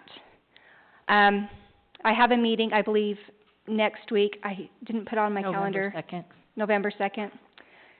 Okay. November 2nd, and then I will be able to find out more, like what they're asking and like what kind of part they're wanting us to take into that. So I'll have information more on that on the 10th, which I won't be here, but I'll make sure one of you guys know, and you guys can report on what they're asking us to do. But that's all I have. Well, thank you for covering planning and zoning, Councilmember Toppin. The Shade Tree had their Arbor Day. I kind of alluded to it, but we were gone, to the League of Cities and Towns. But I did talk to them, and they planted several trees. They had a good turnout. They had people that just came and showed up to volunteer that they hadn't seen before. So it was, I think, a good support for the Arbor Day program for the city, so that we can retain that, Tree City USA status. The Meeks Pond. If you've noticed, the Meeks Pond is full of water. It is completely full. And on purpose? it's completely full. And so, no, it was on. It's okay. Everything's good. Like, is that a bad thing? Everything's good. It really is. It worked out good. I talked to Richard Hepworth. We're good. Can I bring my ducks? What? Yeah, and we'll put them back at your house. No ducks. No ducks. Okay. The DWR will stock it in the spring for sure. But being that it's full now, and it was a little earlier than planned, they will be looking for some fish to put in, and if they can, they'll get them in this fall. So, and DWR is working with NRCS to get some funding to try and get that water piped in next spring so that we won't have to deal with that. We can have fresh water for the fish. They're working on the funding and also some funding that will help costs. We're gonna work in getting the head gates in. I talked to Cody Orton, which is Johnny Orton's son. He's gonna come next week and look at it and give some ideas. The individual that we talked to originally out of Delta has had health issues. He has cancer. We're trying to see if he would be willing if we took some pictures to maybe help on giving some suggestions for the engineering of it or something. So we're working on getting that head gate's got to get in the dual on so we can have that diversion. But it's full and it looks good. So It's like I haven't even been down there. but no, and it's running out the overflow. It's good, clean water coming in. So but yes, it is an urban fishery. We need to get some signage up, and there's some things that we weren't quite prepared for. We got to get some signage, and so if everybody will get the word out, no ducks, no swimming, yeah. Yeah, I've heard that. We got our new pool, okay, and it's full and ready to go. Okay. Yeah, and it only took overnight to fill, and it's fresh and clean. So, anyway, okay. One thing I wanted to just mention, because I didn't want to change the minutes from, I think it was the 22nd. We don't want to change them, but we need to make a note. When we talked about the P-Hill and the MOU, I asked the question about the easement, and it was a misstatement. It says that the schools and Parowan City will share the easement. No, it meant it will share the MOU and the responsibility. That's what we talked about, on that $500 and so forth. But the easement is in Parowan City's name. Right. Already. And that's important because that means that no matter what, that P-Hill, whether it sits there, if it's lit or whatever, the easement is in Parowan City's name. We will share the MOU, but the easement is in Parowan City. So that's an important, there was kind of and you can't change the minutes because that's the way it was stated, but I talked to Ben Johnson and that was just kind of a conception there. So I just wanted to clarify that the easement is in Parowan City's name. And I just noticed Family Dollar starting their expansion. I did see that. And I think so. Anyway, any input on Meeks Pond? We're ready to start moving forward there. So, and there will be fishing. Hopefully, I'm not going to promise, but hopefully they'll find some so that they can have some fishing this fall. And I guess the city's just going to have to, the DWR, Richard Hepworth said, it's up to the city as far as any restrictions. The only restriction they've had on some ponds like that is maybe no motorized, whatever on it. But other than that, not swimming. But a few floaties or maybe a kayak, I don't know. But it's mostly supposed to be a bank fishing pond. Yeah. You don't want boats on it. No. That's when we did it the first time. Somebody put a boat on that? Did you get a boat?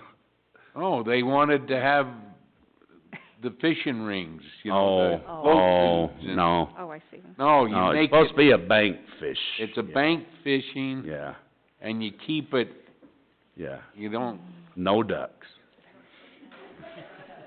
And and what else am I trying to think, okay, the bank fishing, and so we'll get the signage, but, what else was it on that?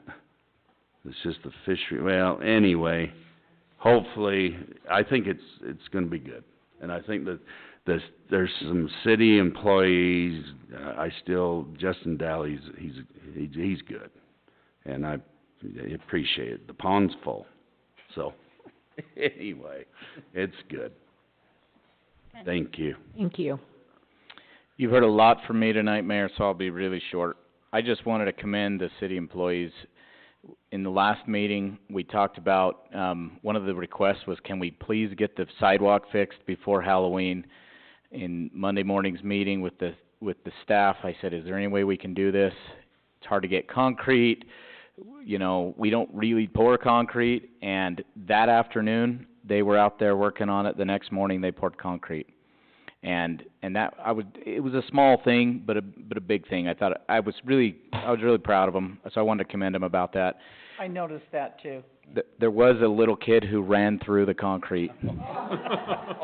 And so they ran, so that's our Nick, no, I think it was Stephen ran back, Nick and Stephen and, I'm gonna forget. It's Justin. Justin, but Stephen ran back up, and luckily the concrete hadn't set enough that he couldn't fix it. So luckily we didn't have footprints right through a brand new concrete. But anyways, I just wanted to give No, Stephen was really mad at me for going through the concrete. And the other thing, and I normally probably wouldn't comment like this, but everybody is aware of the project. I just wanted to say that the hardware store has gotten us documents, and so that process is now moving forward again, and so we're gonna make sure that we can get through that as quick as possible. I know everybody's been wondering what's going on, and so they've now gotten us some information so that we can start working on that plat approval and get things going there. So I think everybody's really excited. Yeah. Dan, they've also done surveying work down there on Ace Hardware too. Yeah. Yeah, they're moving. So we're excited. We'll get that going. Of course, we all know that there's a clock ticking on commercial impact fees being reinstated. So I'm sure they want to get in before they have to do commercial impact fees. So anyways, so just good news there. That's all I have, Mayor. Yeah, good. All right. Council, anything else? I'll entertain a motion to adjourn. I'll make a motion to adjourn. I'll second it. All those in favor? Aye. Aye. Motion carries. Thank you. We usually Thank you never again have for a coming problem out. with that. Really appreciate you being We here. never have a problem with adjourning. No, everybody's always like, wants to support an adjournment. Get us out of this place. First time I won. We don't have one? Really? Rochelle, thanks for not telling them how old I am. Hey, Dan. I think I am. Right? You graduate 97? Yeah. 96. I know how old you are. You know what? I would love to diet too.